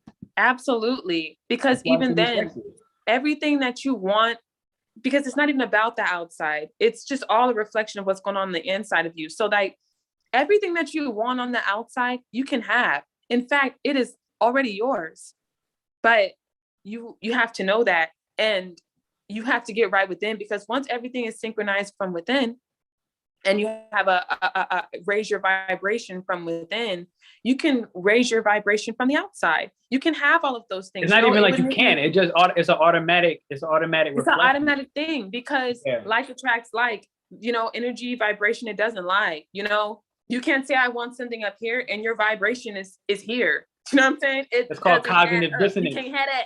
You know what I'm saying? It's called cognitive dissonance. Absolutely. Oh, okay. Wait. Let me jump on something about that, because I don't know if you you guys have ever heard of the hero's journey. Joseph Campbell. So it's the hero's journey, and one really famous one that really follows the hero journey to the T is like the Wizard of Oz. Have you seen the Wizard of Oz? You ever seen The Wiz? Okay, we were just talking about that the other day, and it's like how deep down the rabbit hole does she go? She's just going all willy nilly. She don't even absolutely. But willy-nilly. You know that it's what the way that they did it though was so ingenious, because that's exactly what's happening to us right now. We're all in Oz right now, and they start off like, say for example, they start off in Kansas, right? Mm-hmm. And everything's black and white, right?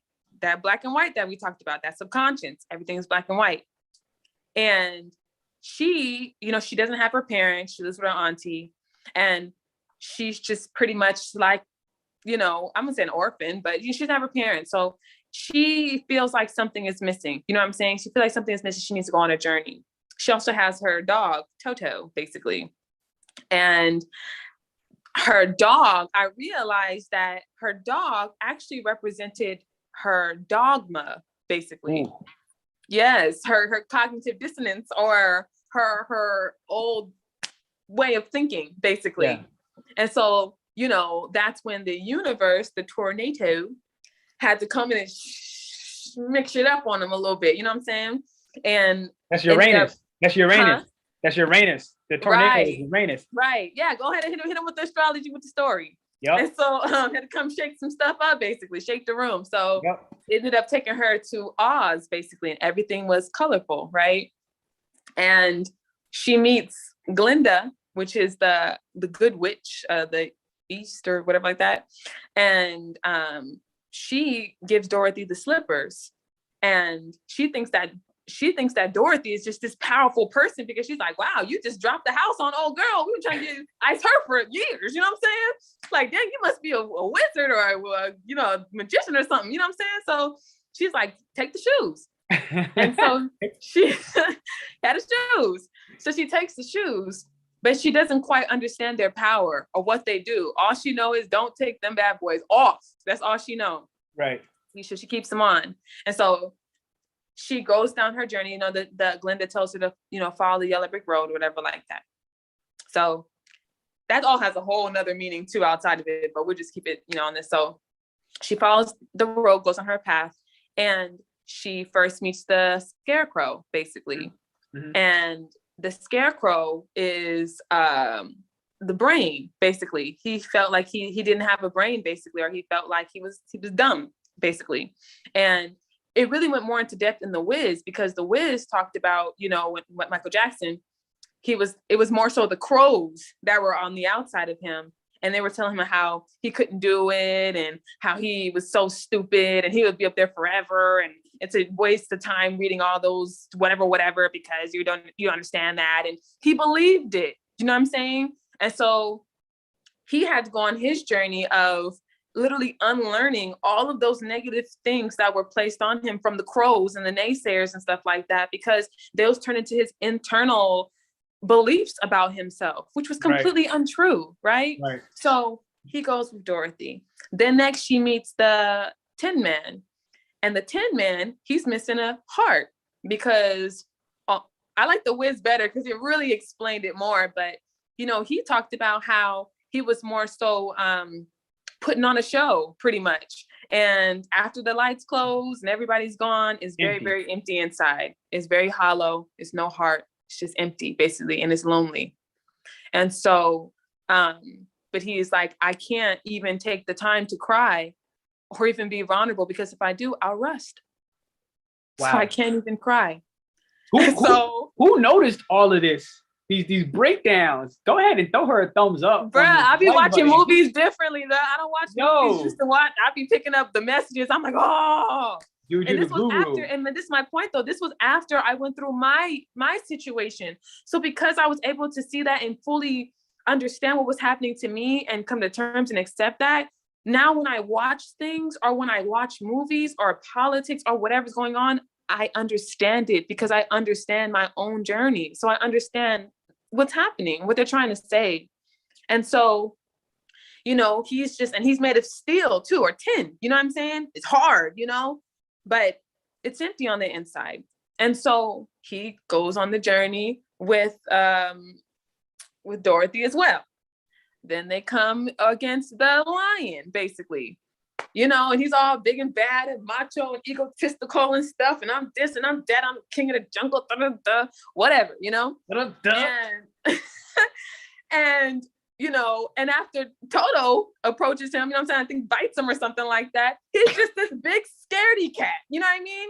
He's not that at all. Actually, he was exiled, out of where he was at, out of the jungle. So he had to find somewhere else where he can be the big man, basically, and he could, be the man in charge, but he wasn't that. You know what I'm saying? He was just masquerading like he was. Masquerading, same all together. So he was just masquerading around as something that he wasn't, but he really didn't feel that way. He was really a big scaredy cat, and insecure. And so he had to go also with Dorothy on his journey, basically, to find some courage, basically.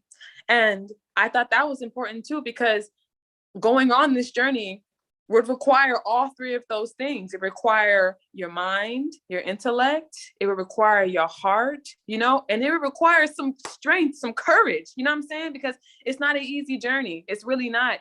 And you have to be strong. It requires strength, because when you're in that space where you feel weak and you feel low and it's dark and nobody can save you but you know what I'm saying? And so I watched something too, side note, because on the hero's journey, basically they call that moment the dark night of the soul. Yeah. And I think Oprah, she kind of went into detail about that on one of her shows. And they talked about, you know, when you're in that space, when you're in that really, really dark space, it's like an all or nothing basis. It's a sink or swim, basically. You have to change or you'll self-destruct. And when you get in that moment and you feel like you're all alone and you whatever, you have to think to yourself, what could I use? If I was going to be in this space, in this dark space forever, and I was never going to get out of here, what would I need to be comfortable? Or what would I need to survive this? Or what would I need to incorporate in order to be okay with this? And it's like, okay, well, I could use some love. I definitely could use some of that. Okay, so let's incorporate some of that. Let's incorporate some love. Okay, well, I could use some strength. Let's incorporate some of that. You know, I could use some compassion. I could use this. I could use whatever it is. And you start giving those things to yourself, basically. Yeah. And next thing you know, you're climbing your way out of it. You know what I'm saying? And so, so they all go on their journey, whatever, and they meet the wizard, right? Now the wizard, you know, he's behind the curtain, basically. And so he's he has the projection, right? Because he had a projection of a mask out, whatever like that. So he had the projection of this all powerful whiz and yada, yada, yada, whatever. And he like, well, you can't get up out of Oz until you defeat old girl, Wicked Witch of the West. You know what I'm saying? And once you figure that out and you know, then I help you get home, basically. And so they're like, all right, you know. And so one thing I caught that the Wicked Witch said, she was like down there pile driving, slaving people down there with her whip and stuff. And she screams out and she was like, suffering is good for the soul. And I'm like, interesting. Yeah. And so, and she's so, you know, and she's sitting on her throne, right? Which is like just like a giant toilet. You know? And all those people are. So she's sitting on top of all the shadow work, basically. Right, exactly. Right. Okay. Exactly. Exactly. All her shit. All the suffering. Exactly. And so she, all those people, you know, they're working under her, slaving under her, or whatever like that. And she is, and it's fear, you know, which is an acronym for false evidence appearing real. Mm-hmm. But it's all due to fear. And I kind of looked at that as like, wow, that kind of reminds me of like the inner child that's locked away. And that witch, you know, it reminded me of that judgmental or that bully that you were talking about, you know, inner bully, that inner critic yourself, you know what I'm saying? Yeah. And so your inner child just in there slaving, you know, and you're just like whipping them into shape, you know what I'm saying? When it's like, they don't need that. They need love. They need compassion. They need all of those things, you know? Love, they need courage. Yeah. They need courage. They need intelligence. They need somebody to tell them they can do it. They need heart. They need love. You know, they need all of those things, right? And so all of them, and you know, Dorothy, she just represented the self, you know, she just represented the self. So, so she, or I guess the child, I would say, so to speak, because she was just really innocent, naive, and not knowing what's going on. You know what I'm saying? Just going on her little journey. But pretty much all of them work together with all of their strengths, basically. And they all work together to defeat the bully or the Wicked Witch, basically. And, when they came back to the wizard, which is that, to me, that reminded me of like that external person that we look for validation or acceptance or to give us the green light or whatever the heck it is. You know what I'm saying? That outside person that we're waiting on. And then they get back to the Wiz and they find out he can't do nothing for them. He's a big giant imposter. And on the Wiz, they painted him out. I think he was like Richard Pryor or something like that. Yeah. But he was just this scared, meek little politician who wanted to play like, you know, evil kid with a magnifying glass with them. And really, it was him. You know what I mean? He was scared. He didn't have no heart. He didn't have no courage. He didn't have none of that stuff. Yet he sent them on this dangerous journey, you know, to defeat the wicked witch, knowing he couldn't even do it himself. You know what I'm saying? But he sat there masquerading as somebody who could, whatever, and he couldn't. So then, you know, absolutely. And so it was when the Witch of the North, I think, came. She basically helped Dorothy realize that this was all in you. Like you were trying to get home this whole time, but you had the power the whole time. Like the shoes represented her personal power. She had the power to go home the whole time. She had the brains. She had the heart. She had the courage. She had all of those things she thought she didn't have. Because remember in the beginning, before she went to Oz, she had to move out and grow up and be on her own. And she didn't think she can do it without her auntie. You know what I'm saying? So she was scared to leave under her auntie's nest, basically, because she didn't think she could make it alone in the big world, basically. And the Witch of the North basically helped her see it, the North Star, that North, or maybe like that, what is that?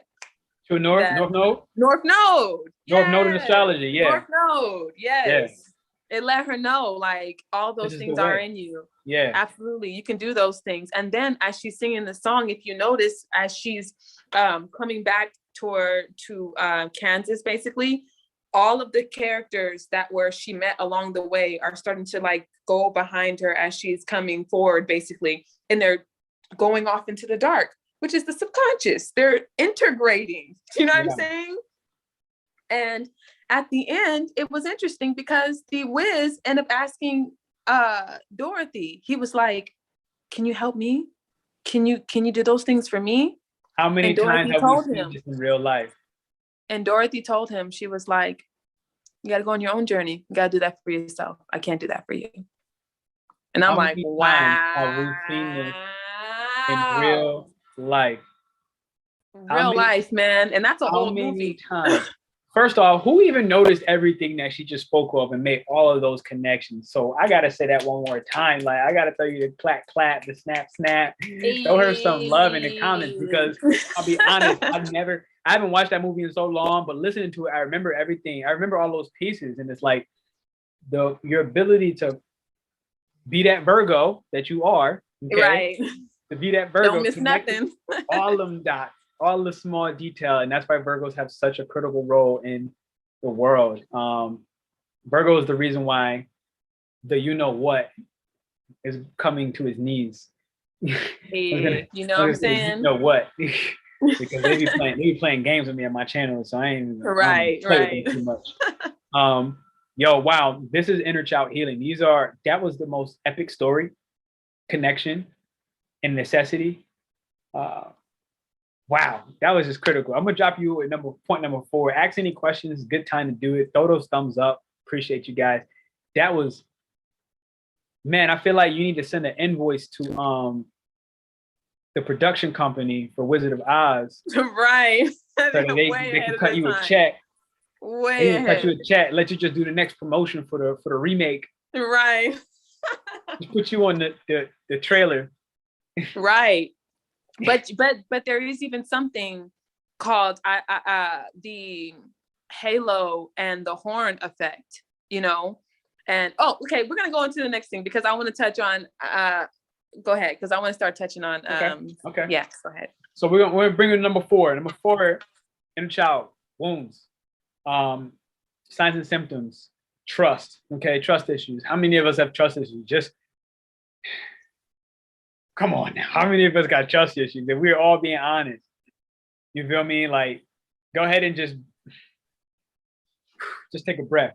All right, trust issues, okay? Especially I'll be right back. Let me get my charger. No, do you think trust issues, especially in adulthood? Recognize that inner child within us, okay, has constantly felt cheated. How many of us have constantly felt lied to, no matter what we do, whatever, no matter what way we seek approval? For some reason, it's like, dang, like people really want to cheat me. It always is that rock bottom point. Like, if people really want to cheat me, like people really lie to me, like, and it's painful to have to come to terms and really accept that realization that, like, wow, that inner child has that wound, but recognize as well when it's different, when it switches up and it actually is just about a defense mechanism.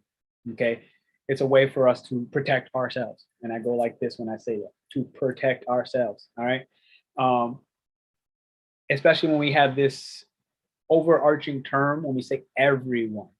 All right, everyone is hurting me, everyone is lying to me, everyone is blah blah blah. Right, we got to watch those overarching terms, because that's often when we notice it's a defense mechanism.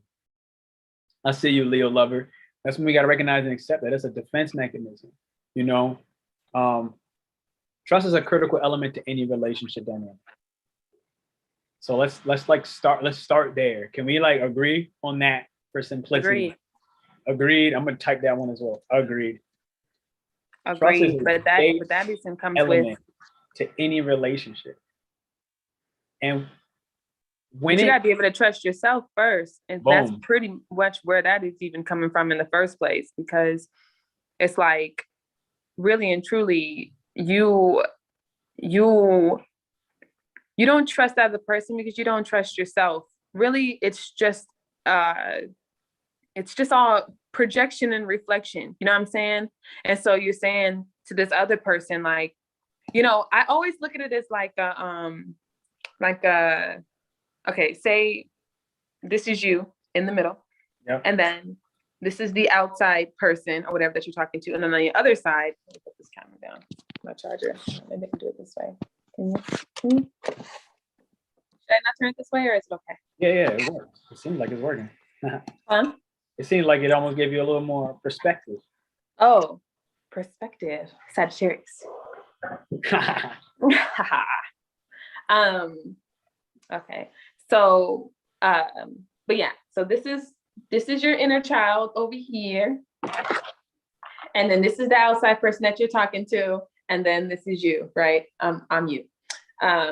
So you're saying to this person, and you're saying, okay, I can't trust you, or you're abandoning me, you're leaving me, you're lying to me, whatever the case may be. You're saying to that person. But really, your inner child is saying that to you, basically. So really, this person is talking to this person. It's you're just a channel, basically. It's just going through you. But really and truly, it's like you're saying, I can't trust you.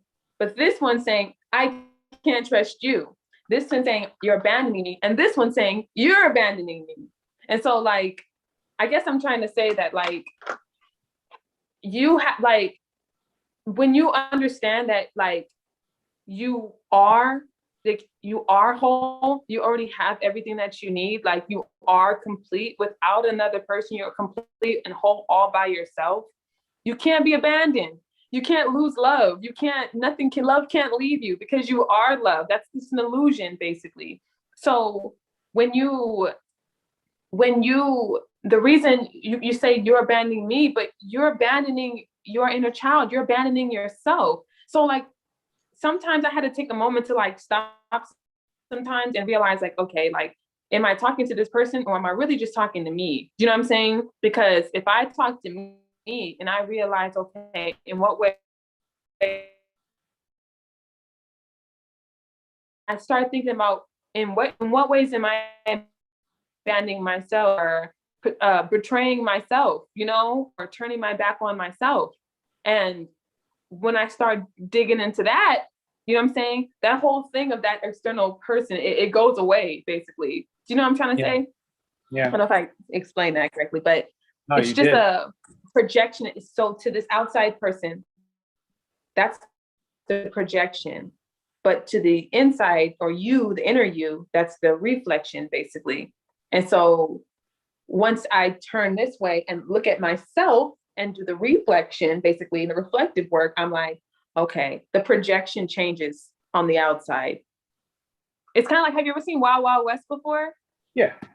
Yeah. Do you remember too, like, how, like, the eyeball, like, we actually see things like upside down, and they had to spin the eyeball around, and then the picture was like right side up, basically. Yeah.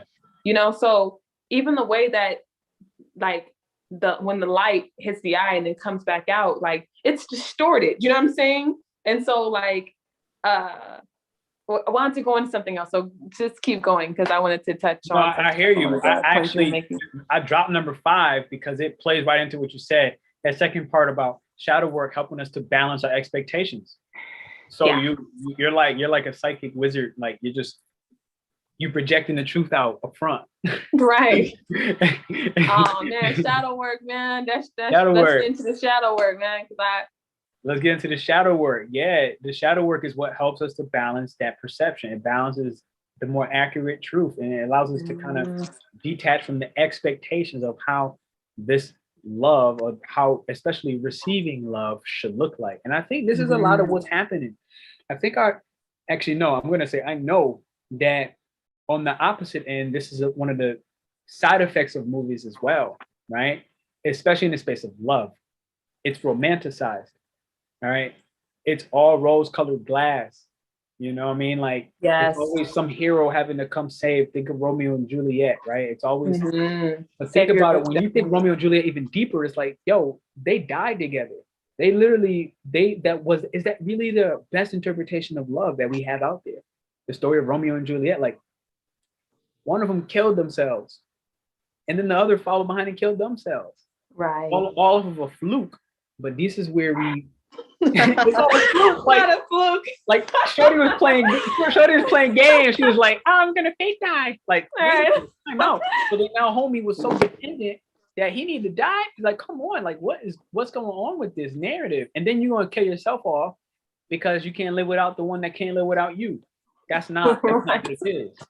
That's a very distorted image of what we expect, especially in the love narrative. It's like, you got to go down to hell with me the way I do and back. But like the Dorothy story, she told the wizard. And I think part of that shadow work is rectifying our expectation. Is like, no, like two people, man, woman, woman, woman, man, man, however you choose. You got to go in your own individual journeys. That doesn't mean you can't go on and with the person you're with. But that space has to be created and respected. You know what I mean? Let me say though, because when we think about like the law of like correspondence, and we think about like the dark and the light, they're the same basically. Or even that magnitude of like sending things out in the magnitude you send it out is the magnitude that it comes back. You know, it's just like inverted basically. And one thing that I would say that through my shadow work journey that really, really was really complex to me is that, because you're saying, you know, kind of like, you know, that person wants to drag you to hell with them, so to speak, or whatever like that. And it's like, yeah, that's your own journey. Only you can get yourself out of that cage, right? But like, it really, really, really deepened my perspective because, and it deepened my empathy and my compassion by that person somewhat dragging me to their place of hell, so to speak. Because I'm like, I would not have ever, because even though it wasn't a pretty place, I don't want to live here now. You know, I've been to see what's going on. It's how you living? Okay. But we ain't gonna stay. But I realized, I'm like, wow, this person is suffering. This like, if this how, like, I would have had never even imagined. It's like almost like I was taken into the other person's world for a minute. And I'm like, wow. You know, I would have never guessed that you felt like this because you put this off right here. But for you dragging me in so low in your world just a little bit, it was like that was empathy, because it was like through the suffering. Like, I know it's like all twisted and stuff, but it was like through the suffering, I felt like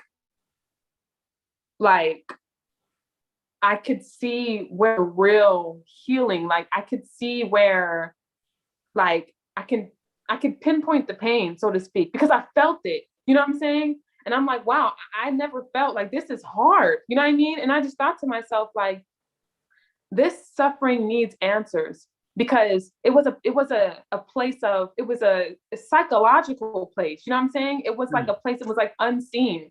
And that's when I realized that I'm like, there are people who are really, really, really in hell. And no one would ever know, no one can see. And I'm just thinking to myself, like, if this feeling that you're having me experience with you right now is how low, you feel, and even if it goes even deeper than that, you hurt. You know what I'm saying? Like, and I'm just like, if this is the place that a lot of people actually are, somebody like this is like, I needed to go there because I have to see. It's like, if I'm going to help in the way that, you know, if I'm going to help, like, I need to know what I'm doing. I want to see. I want to see the ugliest, grimiest, dirtiest, ugliest parts of you. You know what I'm saying? Yeah. So that we can transmute that. But I can't do that if I don't know. And that's what we're saying, like, you know, how that hypocrite thing, you know what I'm saying? It's like, I can't help you. How could I know? Like, I don't know what it feels like to be in your shoes. I don't know what that feels like. Yeah. So in order to be the person for the job, I had to be taken to that level. So it's like, when I understood, like, okay, there's some real work that needs to be done. Not this, like, crystals and all that stuff is great, you know what I'm saying? But you ain't gonna mantra your way out of your freaking inner child work. It ain't gonna happen. You know what I'm saying? It takes the real ugly work that nobody wants to do, you know? And that's what Pluto does, you know? Like, he's gonna get his hands dirty, you know what I'm saying? So I'm like, in order to reach that real, truthful transformation, that's a dark place. Like, just like Carl Jung said, who also has his Sagittarius in the 8th house, and pretty much discovered shadow work. But he talked about, you know, the bar, like, for shadow work, a lot of people don't do it because the human shadow, it does reach all the way to hell. Yeah. And it does. It does. And so it's like that.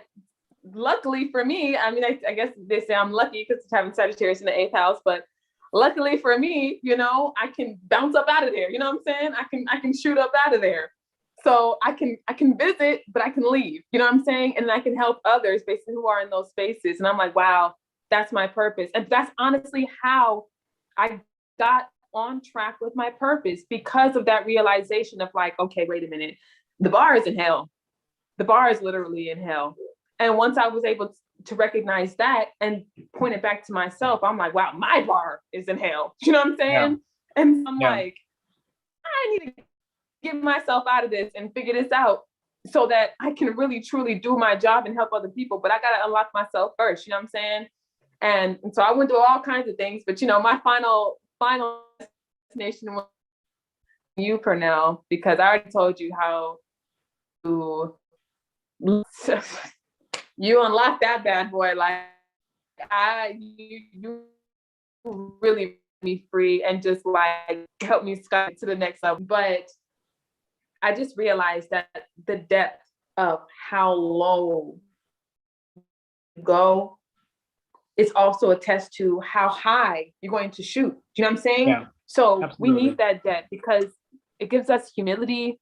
It gives us empathy. It gives us compassion. It lowers our judgment, you know, because you start to see that people are not so different than us after all. Like you were saying, we're different, we're unique, but we are the same.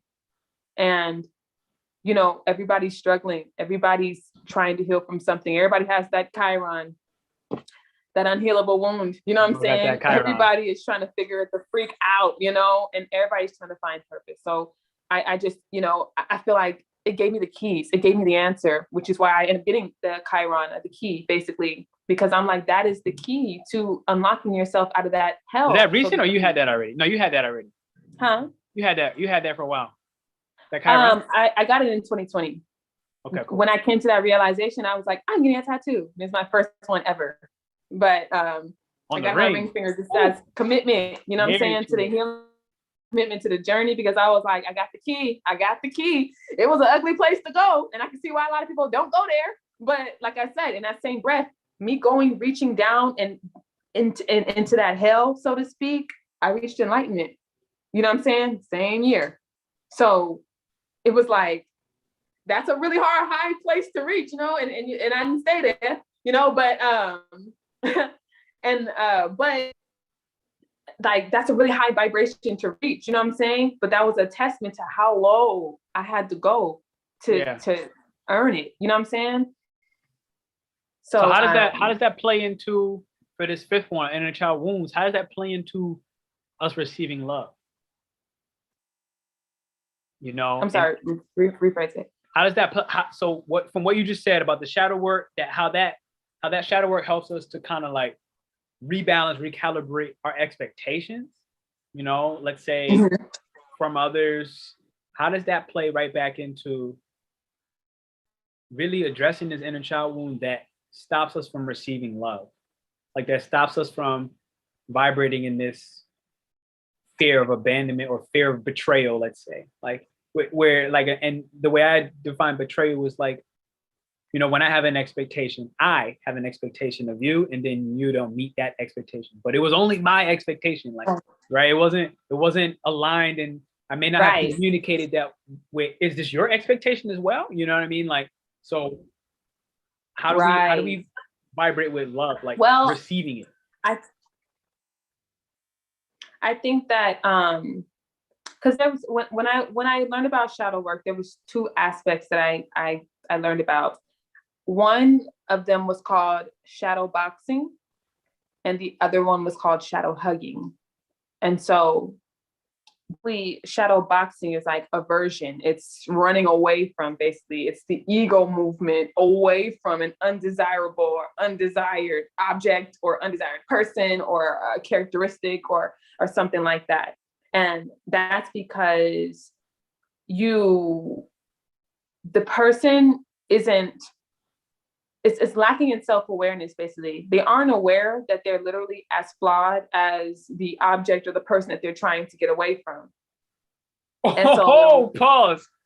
I need you to say that again. Whoa. Hit that last part again. They weren't aware that they're actually as flawed as the being or the situation of the human, that they're actually trying to get away from. I heard you the first time. I just had to hear it. I just had to let that one think. We had to pause on that, because who we running from? Who we are running from? Exactly. This is why the shadow work is so tough. What? But but that's the case because you exaggerate other people's flaws and you undermine your own. Do you know what I'm saying? So that's one problem. That's one problem. Guilty. Guilty. I exaggerate the heck out of people's flaws. And then the next one is called shadow hugging. So basically, this one is attachment, or this one is movement towards a desired object or thing like that. So basically, they explained it as like the mind is constantly dreaming, and the mind, it can't really see what it is. And so it puts color. It puts color, its attachment to. So if we see something as good, we'll see it bright and colorful and good, or whatever. And then when we think something or somebody's bad, we'll put all this other stuff on them or whatever like that. Which I was going into, that's also called the halo and horn effect, basically, because I not only started doing psychology, but after I started realizing kind of like how we're just in a giant cycle, I'm like, I think I might be a little crazy. So I started, just studying mental health and stuff like that. And but it's just this is the ego movement towards an idealized person. And so, but really it's just our projection of our ideals, of our self-ideals projected onto somebody else. And then we move towards that person. So an example of that would be somebody like, for example, like a superstar or something like that. We'll say like Beyonce or Riri or something like that. And you say, oh, dang, man, that person's amazing. And they can do this and they can back off the fire and, with the wind on in the hair. And you're just hyping it up. You're just like, oh my God, like standing basically. But the reason why you're doing that is because that person is you. Those qualities or whatever that you're so about that person, those things are actually in you, but they're suppressed, but they're inside of you. So you're just seeing the goodness of yourself. But the thing about it is that you don't even think about how kind you are or how smart you are or how whatever, because you just are. You know, it's something that you do. And so it's not really highlighted as something that you really see in yourself, because it's just something that you just are, you know? It's kind of like that, I think when you're telling about like the South Node, and that was just like characters that you're comfortable with, that you just your natural talents, since you just naturally are, you know what I'm saying? So you don't really recognize them, or they're not that special, because you just do that, you know? And you see somebody else playing it out, you're like, oh my God, that person is you, you know what I'm saying? So really, when it goes back to that wholeness thing, all of it just comes down to the integration and the balance of it all, because both of them are two different perspectives that need to be integrated together, basically, because people are, what is it? What am I trying to say?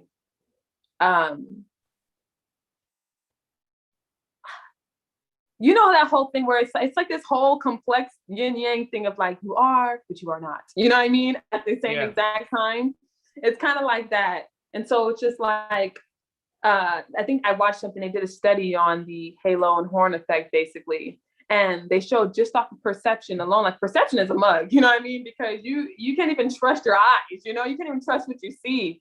And that's why I even talked about that whole real thing, on what's real, or REEL, because it's all smoke and mirrors, basically. You know what I'm saying? So the Neptune, by the way, y'all, anybody that's looking to see the truth and where you make mistakes and where your illusions are around, check your Neptune placement in astrology. Wherever zodiac and house that sits in, that's how you'll see what you don't see. Yes. You even pointed out that I had Neptune in my degree in my Mercury was in Virgo, but it actually was Pisces. So I'm like, bro, it makes so much sense. My life is like a big movie. big opposition. Life is but a dream. That's my motto. Life is a dream. Yeah, but it's like you get to see a giant movie playing out, basically. But that halo and horn effect, they did a study, and they said that basically, based off someone's appearance, you will place all these things on people, basically, and not know anything about them, you know? And so you'll think just because a person is attractive and that they're, they have the look or whatever the heck it is or whatever, you attach that to being a good person. You attach that to being more trustworthy, you know?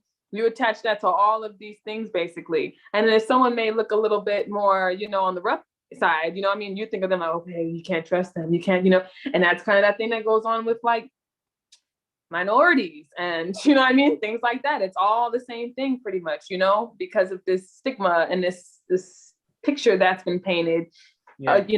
We attach things to it based off the appearance of things, but things aren't always what they appear to be. Do you know what I'm saying?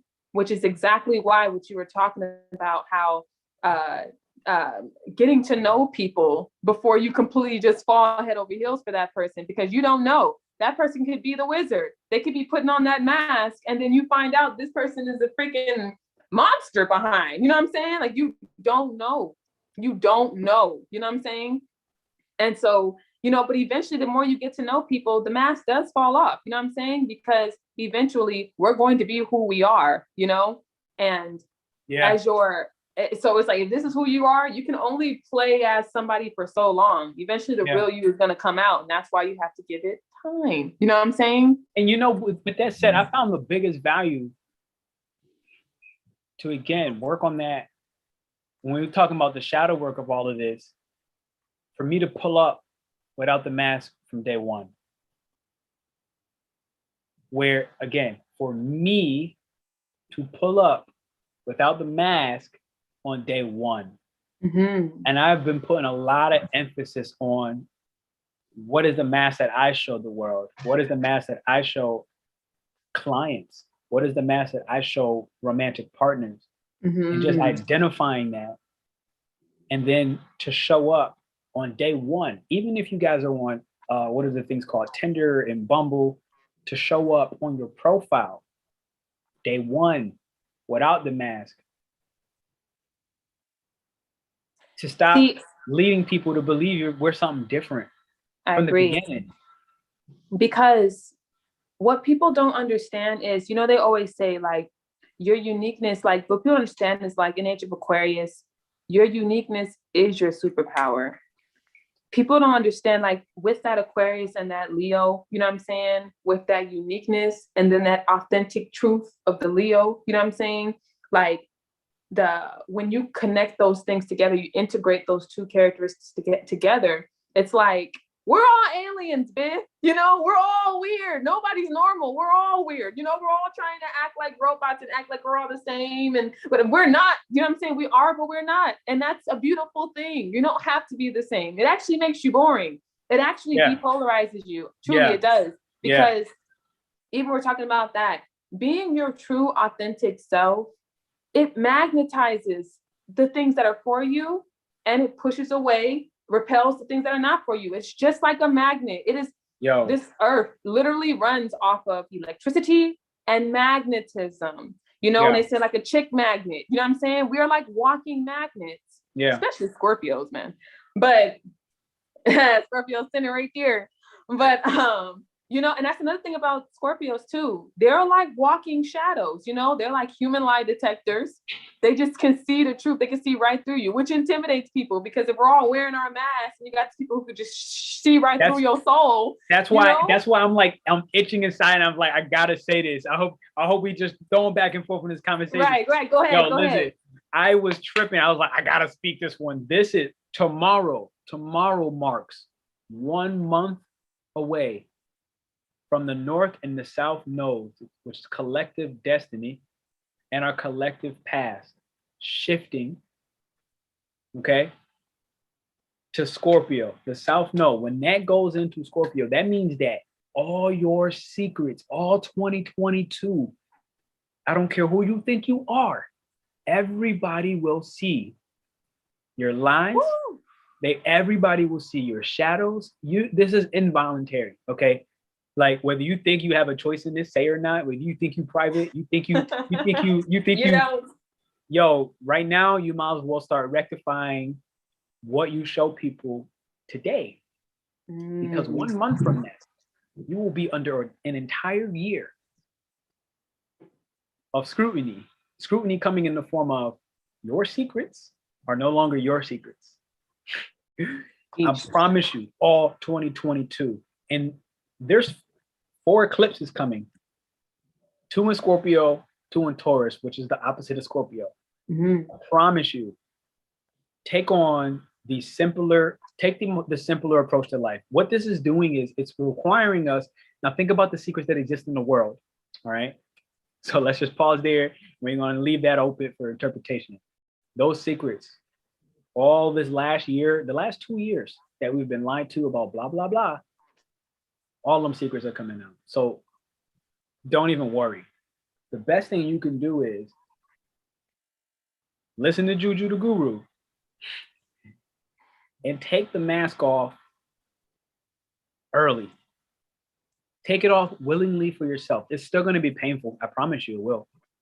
It's still going to be tough. It still requires strength. It requires courage. It requires intellect, like she said, being able to see the objective truth. It requires heart, right? Leo, it requires all these things. It requires your uniqueness, okay? It requires all these things. However, if you do it willingly, it's going to hurt a whole lot less, okay, than if it gets taken from you. Nobody wants anything to be taken from them. I just had a pure deja vu moment. I've had this conversation like 3 years ago. It's dead ass. And it just hit me right now. 3 years ago, I had this conversation. I was on the other side. JuJu was on this line, and it just hit me. So somebody just got this message. Replay or live, I promise you. I know I see you, whoever you are. Yo, that's all I'm gonna end it right there. I'm gonna move to point 6. That was your forewarning, because I promise you, it's gonna get ugly if you try something different next year. All 2022, January 18th, this shift happens. January 18th, that's 1 month from tomorrow. Don't get caught with your panties in a bunch. Don't get caught, because you will get caught. Oh, you know what? I want to tell them about what we talked about last time, that little story about the different signs handing over your karma, basically. You know what I'm saying? Okay, hit me. And how you can exit out that karmic loop, basically. How they all conspiring and working together, basically.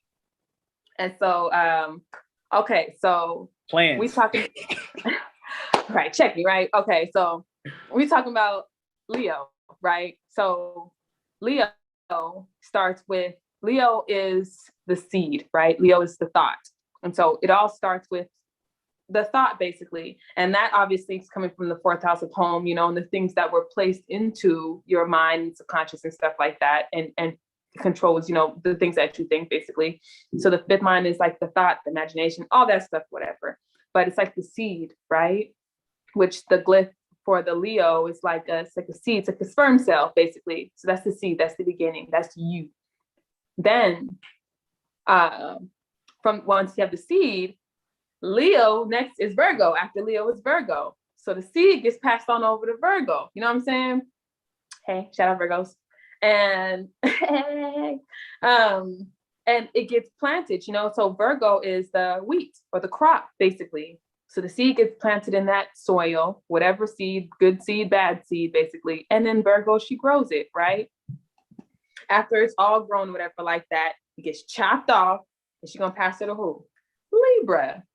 So, you know, Libra, she's just like, okay, you know, she has the scales, basically. She's like, we're just gonna weigh your stuff out. And so you put the crop on the scales, basically, whatever.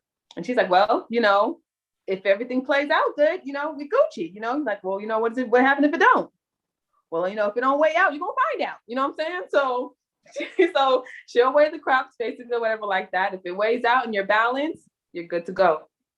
But if you are unbalanced, let's say them scales tip, good buddy, she gonna have to you know, then you got Scorpio, you know, he out here, you know, rubbing his hands like Birdman, you feel me? Because he can't wait to get out there from that cosmic ass whooping, you know what I'm saying? Expose these fools. Right. You know what I'm saying? And that's where that whole concept of basically, that's the you reap what you sow, right? Because what you sown in Virgo basically is what you will reap in Scorpio. And that's why Scorpio is, they call it like the Grim Reaper, basically, because it's gonna get real grim. It's death in the tarot. It's death in the tarot. Absolutely, it's death, it's terror, it's all kinds of unmentionables. Like all hell gonna break loose. Literally, that's what Scorpio is. All hell breaking loose. So after you catch that cosmic ass whooping, we're gonna pass you over to Sagittarius. You know what I'm saying? And so Sagittarius is like, well, did you learn your lesson? If you did, you know what I'm saying? Then that gets recorded in the well, actually you move past you move over to Capricorn, where you start doing the work, you know what I'm saying? And to where you get that higher consciousness and you start moving for the collective and, you know, into purpose, things like that. But go back to Sagittarius, did you learn your lesson? And you come back like, you know, my grandmother hit harder than that. You know what I'm saying? Yeah. You know, now you got Capricorn rubbing his hands like Birdman. You know what I'm saying? Like, right. We shall see. You know what I'm saying? Put in the work. You know, put in the work. Yeah, insert what we say, Gangsta's Paradise by Coolio. Yeah, it's on and popping. You know what I'm saying? It's on like popcorn. So after that second cosmic ass whooping, you know, she sends you back to Sagittarius. Did you learn your lesson? You know what I'm saying? So, and then you move forward. Now, the sixth house is the cause. So that is the fifth house is the thought, basically. So that's more so the cause. But it's the sixth house, the eighth house, and the 12th house, which is Pisces, basically. They're all connected together to work on your karma, basically. And so when we talked about that whole aspect of like, as within, so without, basically, if it's going on inside of you, it's going on in the world, and it's also going on inside the stars and the heavens at the same time, right? So it's all being recorded.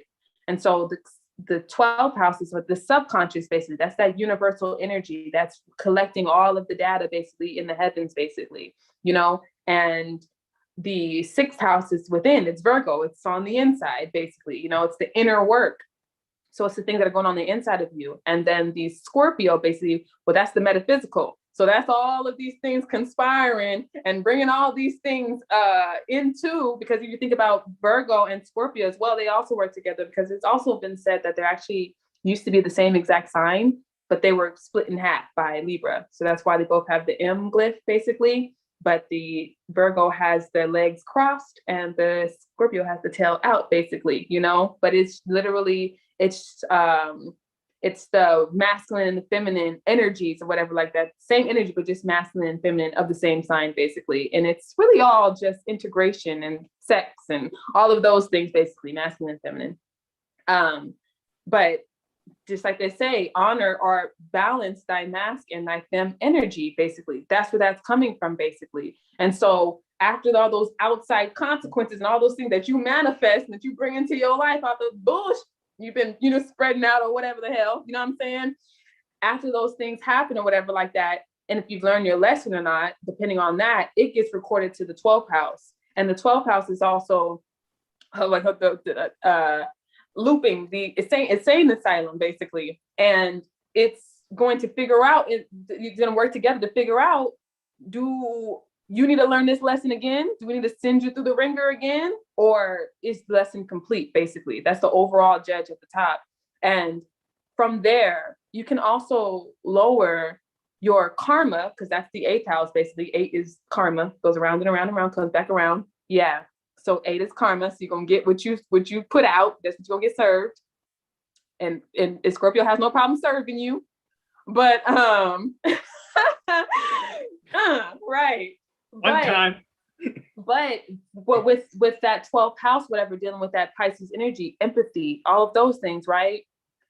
You can actually lower the blow of your karma, basically, by empathy, basically. Empathy and compassion, basically, for the next person. Because when you do things, forgiveness, all of those things, and actually feeling the hurt that you've caused to that other person or whatever the case may be. Because when you are out here just doing wrong and doing bad things or doing people not good, you know what I'm saying?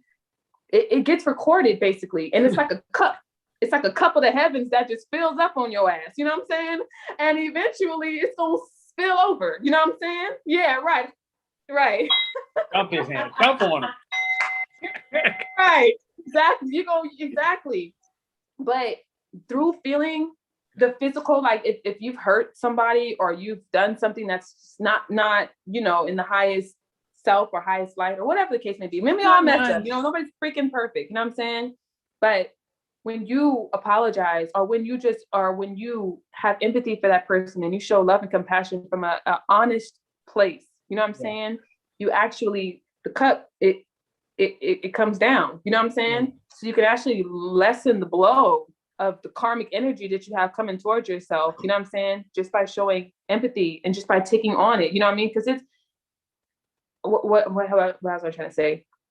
I said empathy, but sometimes we get empathy when we are put in somebody's position. Do you know what I'm saying? Because sometimes it's like, and that's why there's the golden rule: treat others how you would like to be treated. You know what I'm saying? Because you don't do something to somebody else that you wouldn't want done to you. You know what I'm saying? And you're not really going to understand the pain or the place that you put that other person in until it's done for you. And that's why karma's here. Do you know what I'm saying? So it's a whole system that is just so vast and so complex, but it's just so simple. It comes down to that one little rule, but it's so complex because you have all these energies that are inside of you that are corresponding with what's outside of you, that's corresponding to what's beyond you. You know what I'm saying? All working together for your highest good. You know what I'm saying? And coming down to that small little, treat others the way you like to be treated. You know what I'm saying? It's so small, but it's so big, and it's real. Who feels that heartbeat going right now, yo? She's out here spitting bars. I'm on the other side, and I'm laughing because of what you said earlier. I'm on the other side, man, is this what it's like to watch a 5th house stellium? That was literally what I was thinking in my head. I was like, this is so entertaining. I was like, this is awesome. I'm in a live movie right now. That's literally 5th house stellium to the max. Stellium. Yo, super respect. Honestly, that was really running through me. I couldn't remember the terminology you use when somebody's, I don't know, admiring somebody else and then being like, oh, you admiring it because that was you? And I'm literally like, oh crap. Shadow hugging. This is what is it called? Yeah, but you're a 5th house stellium. I got a 5th house. You got a 5th house too, though. Huh? You got a fifth house stellium, don't you? No, we both are. Yeah, I know. That's why I'm over here shadow hugging. I'm over here shadow hugging. Shadow hugging. I'm over here like, yeah, give me that. Man, the energy. Wow. I hope that she clearly helped you understand why you want to do your work. Absolutely. You. I hope she clearly is clarifying why the inner work is the new sexy. Okay, like literally healing is the new sexy. I said I was going to keep coming back to that theme, and that is what's happening today. Like, because even I was saying, even with the that Sagittarius energy, you know what I'm saying, and next after Sagittarius is Capricorn, but Capricorn is the work. It's the real work. And like, you can't cheat the work, you know, you can't cheat the work. So it's just like, what does it mean to have cheat the work? Capricorn. Absolutely. You have to do the real work, and it's gruesome and it's hard and it hurts. You know what I'm saying? And just like something that you had pulled out to me, or that you had brought to my attention about Capricorn, you know, you're like, you know, on the outside, they're tough and they're hard and then this and that. And on the inside, very gushy and moody and insecure. Do you know what I'm saying? You know what I'm saying? So that's us. That's a lot of us right now. You know what I'm saying? Like, we all have that shell. Acting hard, acting like, man. And you know, that doesn't get you nowhere. I just recently ran into somebody really acting hard on the outside exterior. And it's like, you can see all of that. And it's like, it doesn't get you anything to act like you're harder than what you really want to be. You know, I think it's important to, you know, protect yourself, do what you feel like you need to do, but also realize that what you need to do is never too far outside of yourself.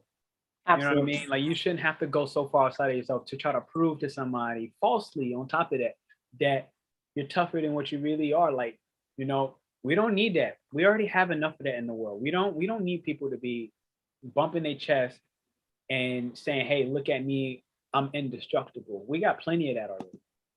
Being the lion off the Wizard of Oz, because you're lying. Exactly. We don't need that. The world needs that. I don't want to say necessarily just that soft, gushy part of you, because in some sense, yes.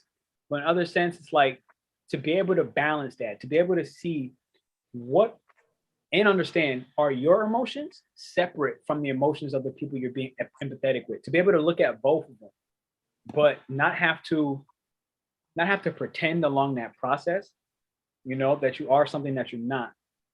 I think that's really critical, and I think we need more of that. And it's so, and even touching that, like coming back to the inner child, absolutely, because first of all, it's exhausting as hell to wake up every day and put on a mask and be somebody that you're not. It's exhausting as hell. You know what I'm saying? Not only does you being somebody you're not, and the people pleasing, you know, no one likes to know it all. No one really likes a people pleaser. You actually, like, you know, people can tell when you're not being yourself, you know what I'm saying? And it's off-putting.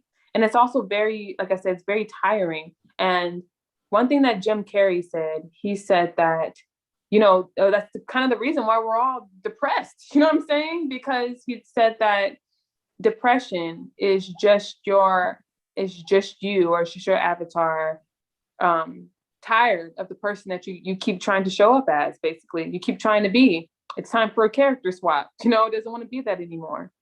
And so, you know, we have to, in order to show up or project a person or show up as our true authentic self, like, we have to go back.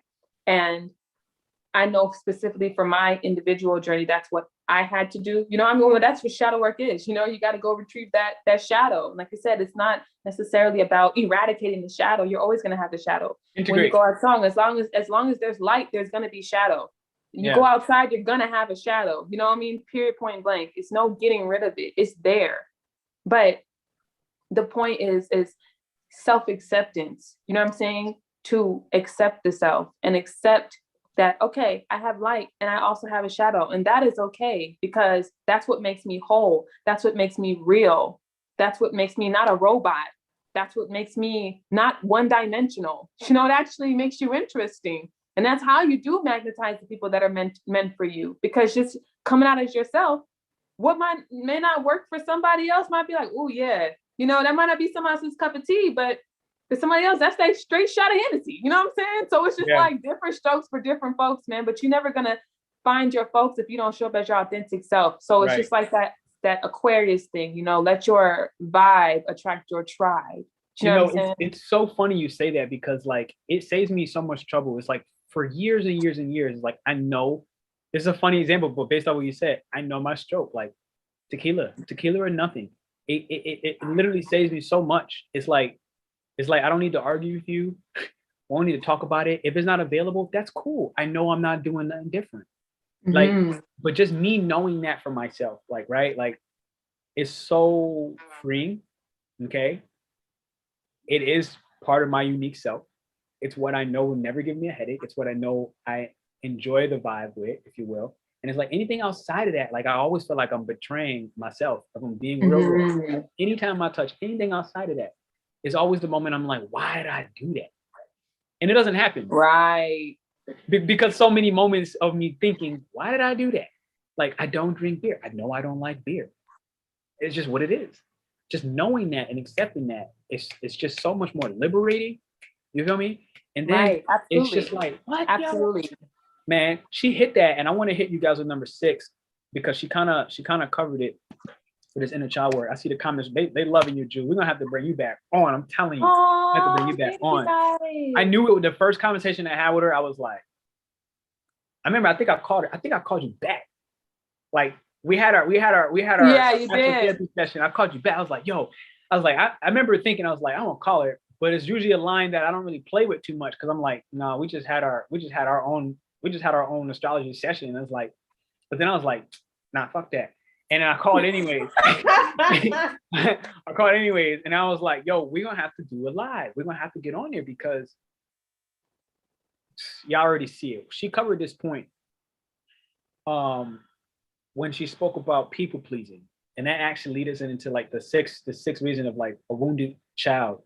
And what's the sign and symptom? It's like when we have trouble setting boundaries, okay? That's a very clear sign. If setting boundaries seems very difficult, if it seems icky and you just feel unexperienced in setting boundaries, or on the opposite end, releasing boundaries that are no longer useful, which is another difficult part, right?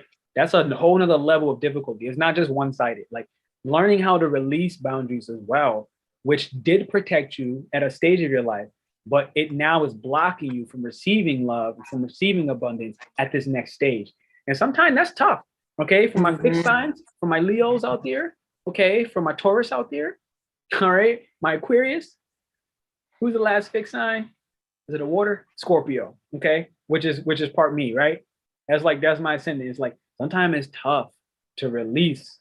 It's not always about setting up new boundaries, right? So you got to understand where you are in your own personal healing journey. Are you somebody that needs to set more boundaries? Or are you somebody that needs to relieve the boundaries that are not serving you? Or both. Or both. And it usually is a little lick of everything. It's a little lick of everything. You know what I mean? Like, right. You know what I'm saying? And this is really where the root of people pleasing comes up, because we're more concerned with somebody not liking our taste, not liking our uniqueness, than we are with enjoying and adoring our own uniqueness. We have to be more concerned. And that really does stem from like the fear of rejection. You know what I'm saying?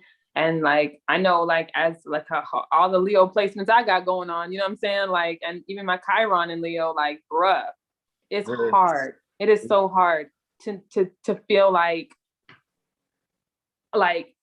I want to show up as my authentic self, and people aren't going to accept it. People aren't going to like it, or people are, you know, I could put my heart and my everything into something and it won't be understood or accepted or liked or whatever the heck, you know what I'm saying? Like I take it, you know, so I'm an artist, I'm sensitive about my shit, you know, so my shit.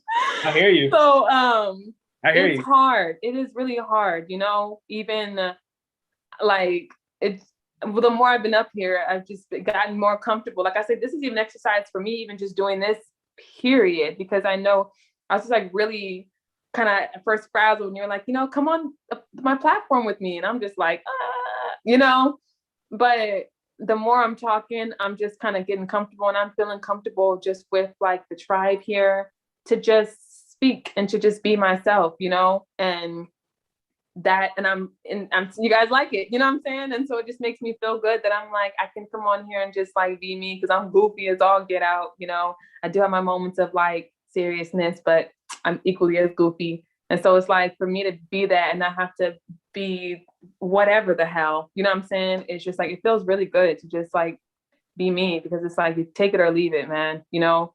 And it does stem from, you know, past things in your childhood where you feel like, you know, that person was rejected or that person wasn't really accepted. So it's hard or painful, you know, to revisit that. It is very painful. It hurts, you know what I'm saying? Because ultimately, sometimes in our brain, we can take that as, and like we talk about the irrational thoughts and stuff like that. But as a child, it is irrational. You don't know, you know, things are just happening to you. So you're just taking that as that is what it is. You know, you're not rationalizing it. You're not even thinking about the fact of like, okay, my parents have their own inner child wounds that they haven't even touched on yet. So this is why I'm like, you don't even rationalize any of that stuff. You know what I'm saying? So it's like, you feel like this person, when you reject me, you are telling me that I am not acceptable, that I am not lovable, that I am not worthy, I'm not enough. Do you know what I'm saying? And that's where all of those wounds come from, because, you know, and then we chase, because my Leo energy going on. It was the validation, you know, the outside validation was a big one for me, you know, especially being an artist, you know, like, it was just like, I needed you to validate, you know, me. I need you to validate, like, yeah, to me, basically. And your art specifically, on that. yes. And if like you your didn't, art then I wasn't valid. My experiences weren't valid. I just wasn't, you know what I'm saying? Yeah. And I kind of had to learn to just go within, basically, and validate myself. That's really where I found my true power. So when I'm talking about that personal power, that is your personal power, to validate yourself, you know? It's the new crack. Huh? It's the new crack. Absolutely. That's blue magic, baby. It is a new crack, because I was just about to say, you know, with social media going on, everybody's like, ooh, look at me, that Leo energy, you know what I'm saying? And the likes, you know, they were talking about how they really literally released endorphins out of the brain, you know, like people really became addicted to the likes and addicted to the comments and the validation and all that stuff. And I'm just like, whoa, this is, you know, but I think that what's very genius about it, honestly, is that Aquarius is also backwards, or it's in reverse. You know what I'm saying? So anti-like. Right. It's like the anti. So I'm like, really and truly, I think that the higher genius of it all, or I think it'll play out basically, is that it, like, the very thing that's going on or that's being done to us will literally flip and work against them. You know what I'm saying? Or work against us. You know what I'm saying? That very thing. So I'm just like, it's just ironic as hell, because I'm like, all like, for me, I would say I was on Instagram and I was, you know, putting all the pictures, whatever. But I kind of got tired of it. And I was just like, geez, like, this is too much, you know, and too much of anything is not a good thing. And I'm like, wow, like, you know, I'm like, I got to get off of Instagram. I want to kind of live my life a little bit. Like, I'm tired of like being chained to, you know, the slave ship that is Instagram and TikTok. And I just want to take time to live my life and breathe a little bit. I'm tired of having to put my best foot forward. I'm tired of, you know, having to put this perfect image out there. Like, I just want to be myself. I'm tired. You know what I'm saying? And I think that's the point of it all. Like, so much to where it's like, you know what I'm saying? It's a lot. Like, I remember, like, so I had right before this live, I had a client meet, right? And it ran to about 9 minutes before JuJu and I were about to meet. And I was like, dang, like, I can smell my armpits. I want to take a shower. I was like, I should put on some different clothes. And I was like, no. I was like, literally, it was like, no. I was like, I ain't got time for that. Like, this is just what it is. I'm about to pull up just like this. And for me, in that moment, it was more important for me to put together a quick little sandwich and then come sit down and get this live going. And, you know, I say that because it plays right back into no matter how many times I try on Instagram, when I was being honest with myself, I didn't like it. I really didn't like. I never liked it. I hated. It was almost like I knew what I needed to do, quote unquote, needed to do, in order to gain the engagement. But there was always a part of my soul that was just like, eh. And you know, I remember the day they kicked me off. Like I got banned. Can't even see anybody else's stuff. Was the That's best even something too. Ban, like shadow ban. A lot of the words that they're using is really connecting to all this stuff too. But oh my God, I got shadow banned frequently. Mm-hmm. I never really left the shadow ban list too much. there were little pockets where they were like, but they were trying, and it was so crazy because, like you said, it was man versus man. It was like I would watch them try to catch me on these dopamines when they would unshadow ban me, and I would like observe my feeling, and I would be like, something's wrong. I swear to God, I just kept feeling like something's not right. Until the day they finally was just like, you're gone, bro. You're right. Gone. And yo, because it's like when you know the thing is, when you speak the truth, tell it. When you speak the truth, it's like for all my people out there that are listening to this, and you know that you, let's say, struggle to operate on some of these outlets in the form of expressing your art form, whatever that art form is, I gotta promise you this. When you speak the truth, it's exactly what JuJu was saying earlier. You're going to repel what does not belong, but you're going to also magnetize what does. For me, YouTube just what it was. It's just what it was. And I actually knew that a long time ago. These are little voices, okay? This is where the inner child healing really starts to do its job. When you really do that shadow work, there's little voices that also was just like, I would see, right, this comparison factor, some of these other numbers. I'm like, damn, I don't know how I'm going to get into the market. I don't even know what I really want to do. And like, this is all before, this is years ago, before astrology was like publicly being spoken by me, if you will. And it was like, it was just so intimidating to really start. Where even when I started, I would be really inconsistent, but then expect certain results, though my consistency wasn't matching what I was desiring. Why? Because I was putting that energy into a platform that I knew I didn't like, and then I would allow myself to get frustrated over the platform I didn't like. Right? When the one that I did like, which was YouTube, I wasn't feeding the machine. I was feeding the beast that I didn't like. And I was neglecting and starving the beast that I love. You feel me? Right. And Jay-Z has said this perfectly one day. You know, he came up, I think he made an Instagram profile because the movie, The Harder They Fall, they forced him to make an IG profile to put up a quote that he was releasing the movie. He literally created a profile for one day. This Netflix one that just came out. Put the advertisement up and he dropped it back down. He fulfilled his promise. But I say that to say people were controversial about yada, yada, yada. And what he had said is like, you know, the excuse that people use is, I need this for my business. And I caught myself saying that as well at one point. I need Instagram to promote my business. It's not my story. That wasn't my story. That's not my narrative. Whose narrative? That's not my narrative. I don't need Instagram for my business. Right. You know what I'm saying? Like, I love to write. So why wasn't I blogging? You know what I'm saying? But it was like, you know what I mean? Like, why was I not feeding the beast that I actually am? Right. And this is where this healing is the new sexy. Because doing some of that healing, it's like, oh crap.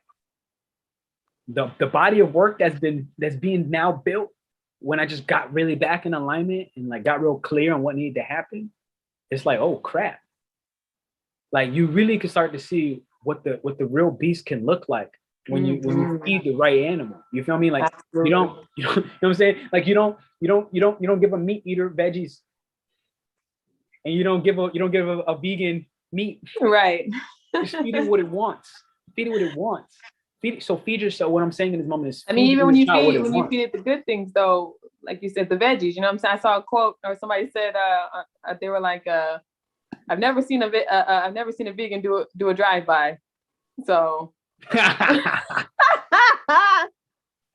Yo, you silly. Let me get to Jason real This quick. level of peace, huh? That's so funny. Let me get to Jason. I see he made a comment. I always want to kind of address that. I see he's a Leo ascendant. What's up? Gotta love it. Sometimes I feel like the negative has to happen to show you how beautiful it can be. Oh, yes. How beautiful it can be. That sounds mad depressing. No, it doesn't. Not at all. No, that's not. It sounds sexy. We're gonna change that. It sounds That's hella sexy. Sassy. But I do feel like I know, you know what I mean. Yeah, we know what you mean, my man. Yeah. The mind is God and it comes first. Boom. Beautiful. Absolutely. Yeah, I have a YouTube app limit. So it can run out whenever. I feel you. Facts. I'm just 18-year-old kid. I don't know what I'm doing, but I'm moving. So then we living. Yo, I appreciate you. You know, all the people born after, I read a lot of astrology charts. All the people born after 95, y'all the real heroes. The ones born after 2005, y'all next level saviors. I can't even express it. The way y'all charts are coming out, they're not normal. Okay, it's not like I've never seen anything like it. Like there's such a complex simplicity to it all. Like y'all not coming back with as many adversities. Like it's almost like so many. Come back lighter. You know what I'm saying? It's light. It's just light. Lighter.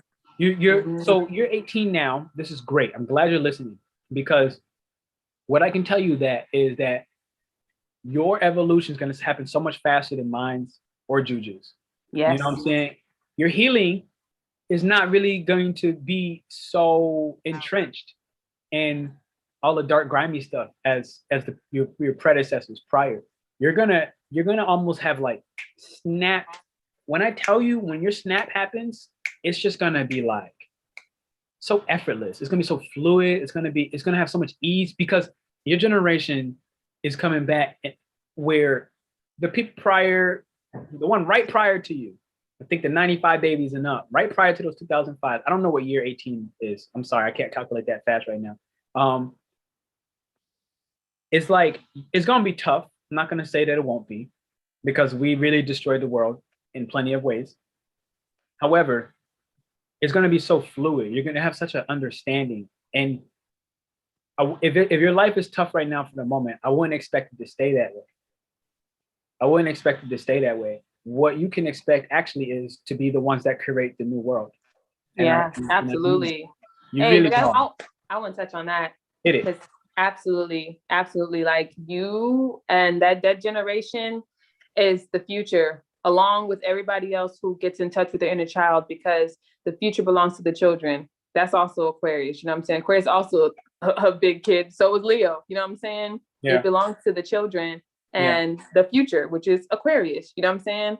And something you had said also to me that stuck was with that Leo energy of how it holds that inner flame and it holds a memory, basically. You know what I'm saying? So the more that we feed that with truth, and the more that we feed that with good things and high vibrations and stuff like that, it's only going to get bigger. And just like you were saying that the what was it? That these kids, you know, the young people, they're different. You know, they're much lighter, because when you think about Aquarius also is tied to the law of vibration, and Leo is tied to the law of perpetual transmutation of energy. So it's constantly transmuting energy. It's taking bad vibes and it's transmuting them into high vibes, low vibes and transmuting into higher vibes. That's all Leo's doing. You know what I'm saying? And then you have Aquarius, which is the law of vibration. We're rising high up in vibration. When vibration rises, not only does it heat up, you know what I'm saying? Got that fire. Not only does it heat up, but it gets faster. You know what I'm saying? So it's just like a wave, like a sine wave, right? And just like it says, signs of the time. You know what I'm saying? Sine is also a double entendre. You know what I'm saying? It's SIGNS, signs, and there's SINE, which is a vibration sine wave, basically. And the faster that wave goes, the things get smaller, basically. And the faster it goes, it's straight line. And that was kind of like what we were talking about, how on that movie Lucy, when they were showing the car moving basically slowly. And then as it started to speed up, it was gone. The car was still there. You just couldn't see it. You know what I'm saying? So that was the example of vibration, basically. The faster it moves or whatever like that, then it starts to disappear. And that's how I kind of seen how that whole thing of like, they got the whole alien, because that's also Aquarius, the alien of the zodiac. So like this whole alien abduction thing that they're talking about happening, they're going to see aliens and stuff like that. First of all, we're the aliens, you know what I'm saying? But that doesn't mean that there aren't aliens outside of us, because that's within, so without. So we can't be so narcissistic to think that we're the only ones in the whole entire universe. But I could literally see like it speeds up so fast that our density basically and our mass basically becomes light. Like it becomes so light that it actually becomes light, So when they say that we're beings of light, like we are light basically. And that's why Erykah Badu said to pack light, because heavy things don't float. You know what I'm saying? Heavy things sink. You have to let it go. You have to unpack. You have to let it all go. Yeah. Even with Aquarius and Leo, another thing I had connected was that the aliens, we are the star seeds, the children that are coming, they're the star seeds, you know what I'm saying? And when you think about Leo was like what? We talk about a reel, like this all being like a big giant movie or that's playing out basically, REEL.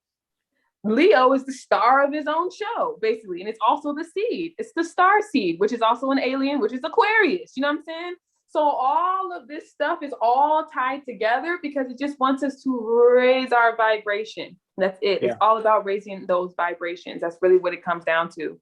So, and with that, with the water, the more that we get in touch with that inner flame, the more that we can Scorpio way, destroy and rebuild, because some things can't be, sometimes you can't do it the Virgo way. Sometimes you can't tinker. Sometimes you got to demolish that thing. You know what I'm saying? Build something brand new because the foundation is shaky. You know what I'm saying? With that Capricorn energy, with that insecurity, your foundation is shaky. You know what I'm saying? So with finding your truth and going back and doing the inner work, doing the inner child work, doing the shadow work, that helps you strengthen your inner foundation. You know what I'm saying? So that you would become what we call unfuckwittable. Hashtag unfuckwittable. Right. Nothing will shake you. You know what I'm saying? Things people say to you, they won't shake you. You know what I'm saying? You won't take those things in as belief. You can choose. You understand that you become like Neo in the Matrix, so to speak. You know what I'm saying? Because you can, sorry, people calling me. Yeah. The powers that be, they're trying to tell, we know what's going on, but it's all right. We're going to keep rocking. You ain't going to hit it today. Not today.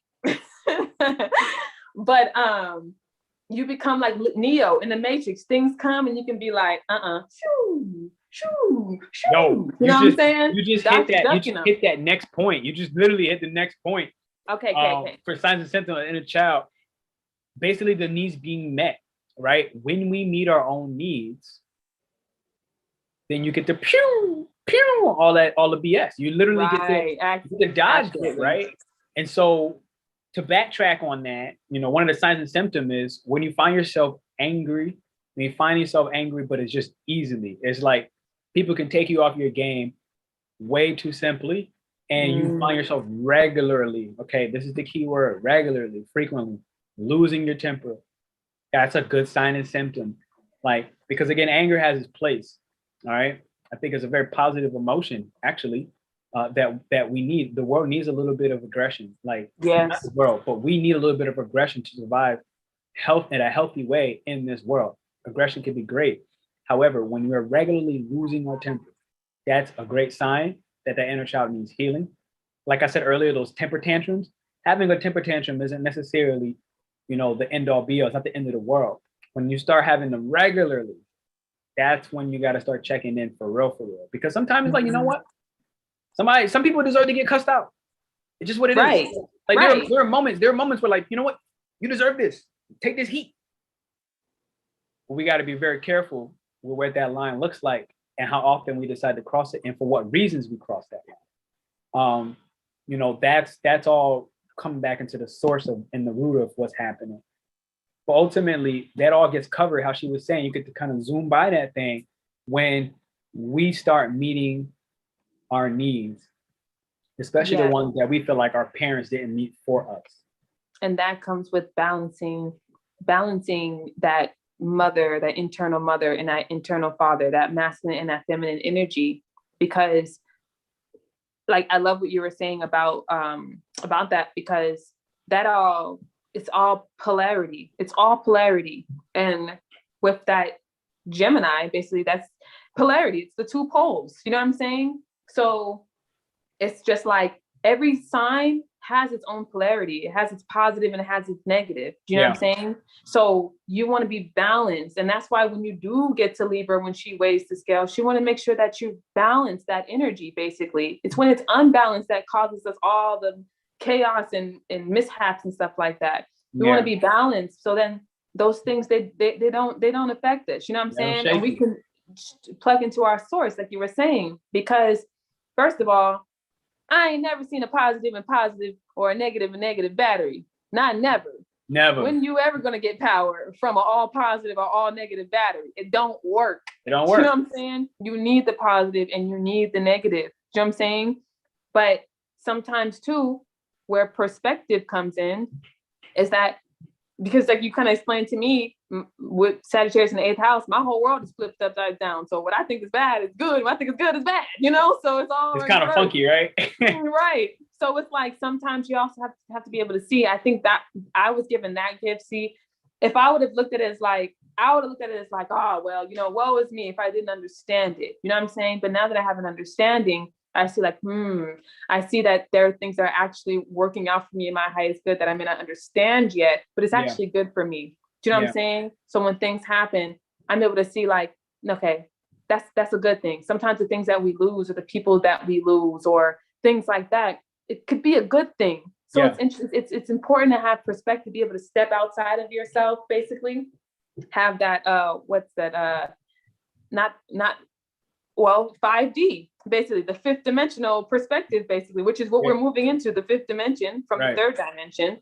But to be able to take yourself out of the eye of the storm, basically, and observe yourself inside of the storm and say, okay, I see what's going on. You know what I'm saying? Like, I am not the storm and I am experiencing this storm, but this storm is not me. This doesn't mean that everything is, you know, whatever the case may be. And then you can let it pass. You know what I'm saying? So we're going from being like, the person in it, to sitting into the eye of the storm, to observing ourselves in the eye of the storm. Do you know what I'm saying? So it's just a totally different perspective. But like I'm saying, everything just has a positive and negative. Everything has the opposite. Do you know what I'm saying? It's hot and cold, up and down, freaking sunshine and rain, bruh. You need both. You're not gonna get the flower without the sunshine and the rain. No plant ever grew off of just sunshine alone. What's that praise Kanye song? It's like, even if you're not ready for the day, it cannot always be night. You know what I'm saying? Yo, I love when that thing dropped too. It's like, boom. Right. Hey, I do work. Yeah. Right. Yeah. Man, that thing, when I first heard that thing, I was like, oh, what is happening to my body? I was like, you're crazy. I pressed rewind in the first 20 seconds about 20 times. I was like, wait, what did she just say? Run that back. Fire. Yo, that run back game was serious. I started not even listening to the rest of the song a lot of the time. Just like, give me the beginning again. Just give me that beginning again. Wow. We're gonna hit this last note. Okay.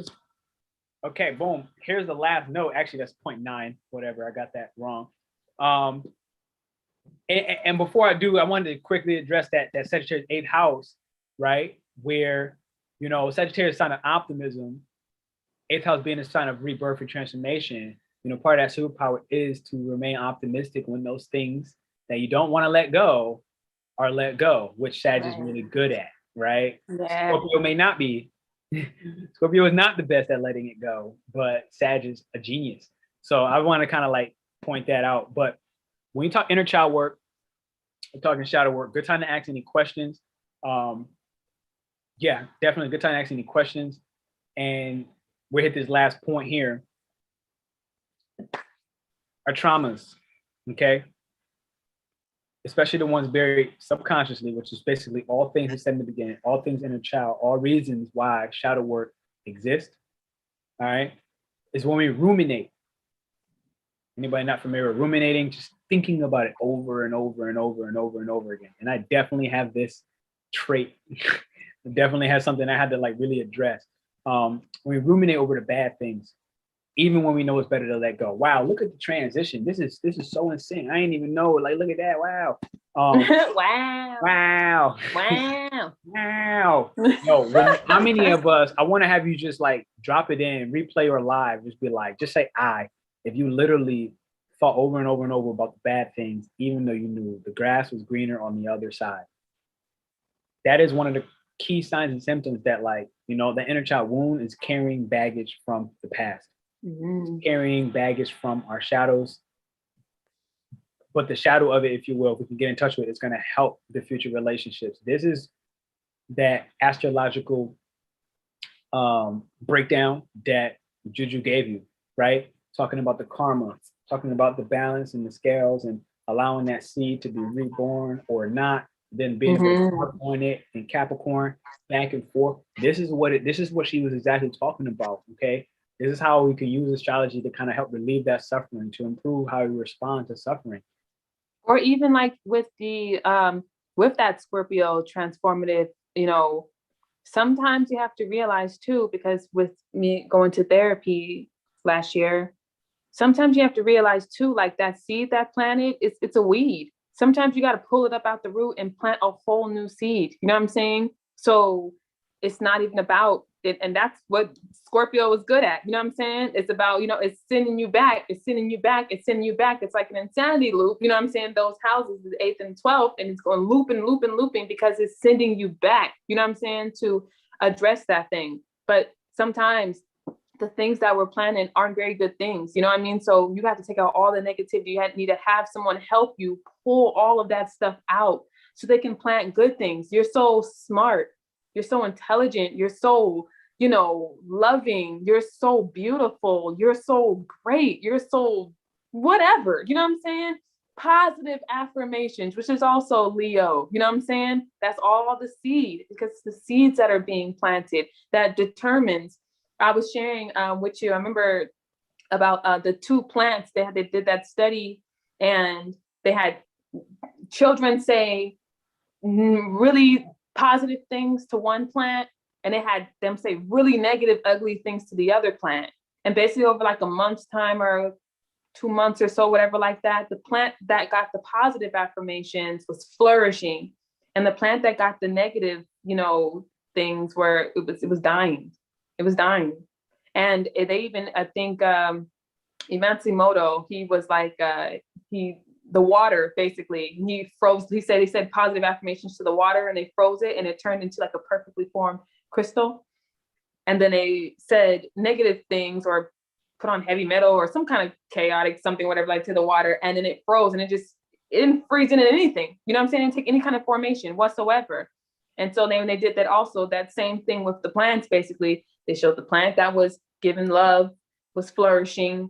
The plant that was given hate and poison and toxicity was turning black.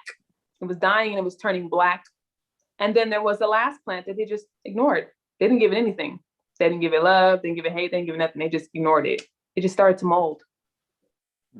So it's like, think about, like I said in the beginning, the things that we say to children and the things that we say to our inner child and to ourselves, that becomes the inner voice of the adult. Do you know what I'm saying?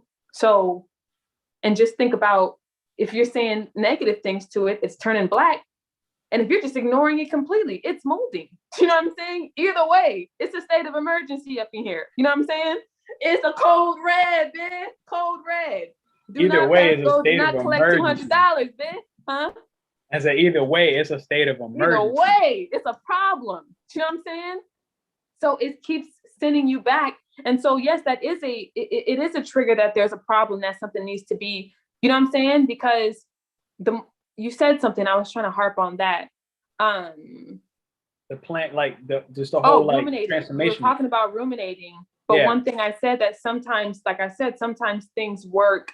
They seem like they're working against you, but sometimes they're working for you. And that's, I would say, look at that perspective, because the fact that you're ruminating over and over and over, that is a clear sign that you need to go back. You need to go back. You try to go this way, it keeps sending you back over and over and over, because it wants you to get it wants you to get the message. It wants you to do the work.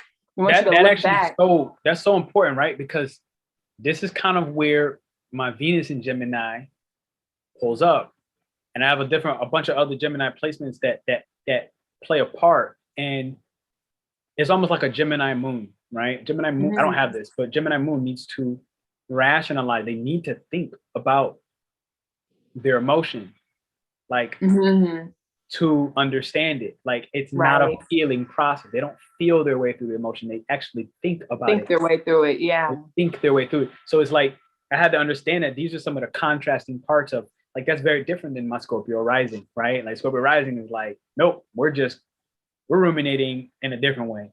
Right. Versus Gemini ruminating in a different way. You know, one from thought, one from feeling. And they all play its part. Like she was saying with this story with the Wizard of Oz, it's like the intellect, the heart, the courage, the compassion. There's all of these elements that make up your entire healing journey, which makes it all sexy. Wow, this is and that courage too, that even connects to like the third brain, like the gut. You know what I'm saying? Because, you know, when we're scared, sometimes you have anxiety. You know what I mean? We feel like all that's, I know I do. I feel it all in my stomach. You know what I'm saying? Like all the butterflies and all the, just like, I feel it all in my stomach. I've predicted deaths and injuries from my gut. Like not kidding. That's what I call it, gut feeling. Intuition, the gut feeling. I've known exactly who to call in certain instances. It's almost like a mom knowing that their child died somewhere that's not even close to home. You know, it's like that connection, that brain is giving you the insight. So learn to trust those intuitions, learn how to pick them out. They have this purpose. It exists. JuJu, any closing thoughts for you? Any links that you want to share that I can drop directly into the comments so people can find you? What body of work do you want them to see? What do you want them to know about you? Anywhere that I can redirect the people, definitely will. Oh man. Yeah. Shout out time. Shameless plug. No, I'm playing. I'm being goofy. Hey, I take it. But no, guys, you can find me at JuJu Tha Guru. Pretty much on all platforms. It's all the same. So it's JuJuThaGuru. So JuJu Tha Guru. That's Instagram. I don't really be on Twitter. Like, I'm trying to get more back into social media, but like I said, I had to take a break. That shadow work, it had me down. You know what I mean? So I had to regenerate and come back stronger. So I had to, you know. But so what I'll do is, I'm sorry. So what I'll do is I'll get a link from her directly, so that you guys can, in the description, in the comments, I'm gonna pin that comment. I'm gonna pin that description with her link, so that wherever she tells me to put it, you're gonna be able to find her there. But I did interrupt you. My bad. No, it's all good. And yeah, I'm a musician. I'm a healer. I'm a rapper.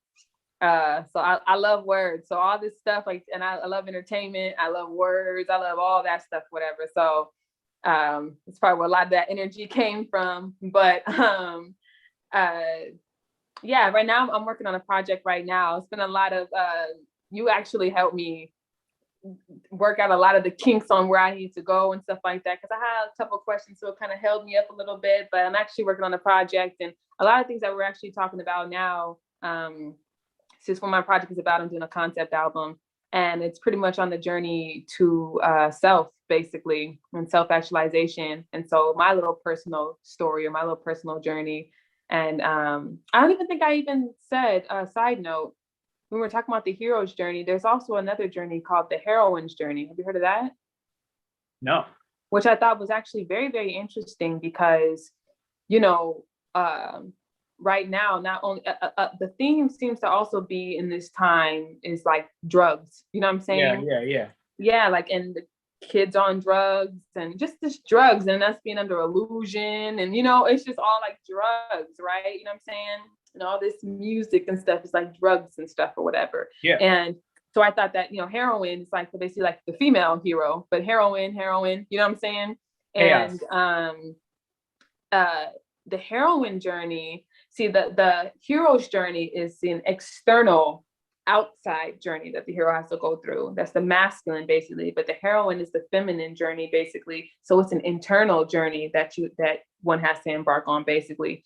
And it overall just talks about this separation from the feminine into masculine, basically. And then that journey basically on basically connecting back with the feminine, and then incorporating the masculine, basically incorporating the two back together. So it's just that journey of incorporating the masculine and feminine energy back to wholeness, basically. And that was almost like, that's like an example that would be like Mulan, or something like that, or whatever. But I just thought that was interesting at the heroine's journey, because it's similar to the hero's journey, but it's an internal journey that the character has to go on. Yeah. So, and I think that it's not mainstream. It's more, it's not as known as the hero's journey, but that's like anything Aquarius, all the underground stuff or whatever, like, it's not really about the mainstream stuff like that. You know what I'm saying? So, but everything is coming to the light. Everything is being exposed. Alternative, that's also Aquarius, alternative ways and healing and stuff like that is being brought to the surface now. So hopefully everybody can like do some research and like check that out, because it's kind of like also the way I kind of tailored my album around the heroine's journey. But I like that a lot. I like that a lot. I like that. I never heard of the heroine's journey, and it's something I definitely want to elaborate on. Ju, we're gonna have to have you on another episode. I ain't gonna lie, because ironically today we talked about what I think 8 or 9 points of the signs and symptoms, right? Of the shadow work. There was a whole nother in the description, a whole nother 7 points on the how-tos, how to actually. Because now once you recognize the symptoms, we're gonna have to do a part. We're gonna have to do a part 2, and show them like how we out here, how we teach people how to put them in that ready to play mentality. Yes. Because we can, and why not implement play? Play is a very critical part of being a human. Also, of honoring that inner child within us, okay? A part of that shadow work, like she said, it requires so much strength. It requires so much courage. And as a part of that, like, it also requires play. Yes, to have fun, man. You know what I'm saying? You gotta have fun, man. You gotta enjoy yourself. Understand, you're still a human being, you know what I mean? Like, you may have a purpose, you may have a spiritual calling, but you're still a human. You still live in this existence. And it's something that I've had to really accept for myself, that it can't all be work. This is the reality. Like, it has to be fun. You have to laugh. You should laugh. Why not laugh? Why not enjoy? Why not play? Why not redefine what play looks like? You might have lost play, like so many that have a wounded inner child. You might have lost play having to raise your brother or raise your sister, or having to do some extra responsibilities, as we discussed, that were outside of your means, outside of what you were capable of doing, where you lost that childhood. But that's why, as an adult, think about it. I like playing as an adult so much better, because I got my own money. You know what I'm saying? I got my own money. I could buy my own flights. I could choose my own outlets of play. You know what I'm saying? Like, you don't forget that this is you living a human existence. You have the ability to choose how you want to play. So I wanted to kind of really, really highlight that. We definitely gonna have her on for another one, so we can explain like the other 6 points that I didn't get to. So we're gonna do this again. I actually should be pulling up in San Diego. I should know within the next couple of days. So I might actually meet you in person, which would be really dope. But other than that, definitely, guys, join my workshop tomorrow. We'd love to see you there. All right, tomorrow, 9 a.m. Central Time. I think that's like 7 a.m. California, which is like Eastern Time, New York City or so. That's like 10 in the morning. It's donation based. Right now, we got 6 people coming up in there. We're going to be brainstorming. It's going to be highlighting Gemini full moon, what effect that has on all of us. It's going to take us basically out of all that dark, right? Scorpio season was heavy. Sagittarius season, you're feeling light. But don't forget, the work in Capricorn season, which is in like 2 days, is about to get real serious. There's a lot of Capricorn energy in the sky. And this is where play is so much more important, because Capricorn don't know how to play. They don't know how to play. Right. You know they don't know how to enjoy life. And so what's important about that is Capricorn energy is also earthly energy, which means they do get to enjoy earthly pleasures. But the difficulty is they think that they can't play along the way. They think they have to get to the height of success before they can allow a little bit of play. However, the height is always moving up for them. So they basically just forget that part. Now, this is not individually attacking anyone. This is saying collectively, we're stepping into this energy and we're going to be brainstorming tomorrow. We're going to be breaking you guys out in different groups. We're actually going to be playing games, okay? Because the moon is in Gemini. And there's a lot of exciting things. None of my workshops have ever been the same. Never ran the same workshop twice ever in my entire life. So definitely check that out. That's also in the description. You'll be able to see that. I'll drop it one more time here in the chat. And if you don't know about that, then you don't know what you're doing in your life. I'm just playing. Not really. So I'll see you all tomorrow. Other than that, we're going to do a part 2. I'm going to drop JuJu's information in the chat. I'm going to pin it. I do have a mantra for the Capricorn season.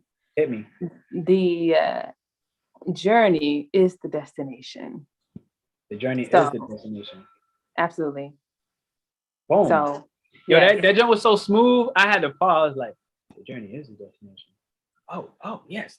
She's right. The journey is the destination. I almost like, it was so smooth. I had to be like, you know, you ever try to dissect something that was like so deep, but it was really just so simple? Right. Exactly. You just talked about that. Absolutely. And the presence is a gift. You know what I'm saying? So it's just like, that's where the real magic is. It's in the present. And that's why, yes, like we want to focus on the future. We want to focus on who we want to become and what legacy we want to leave behind, and who we want to be known, what we want to be known for when we leave this earth, what we want to leave behind, you know, like that's absolutely important. Our purpose, our destiny, why we're here, you know what I'm saying, on this earth.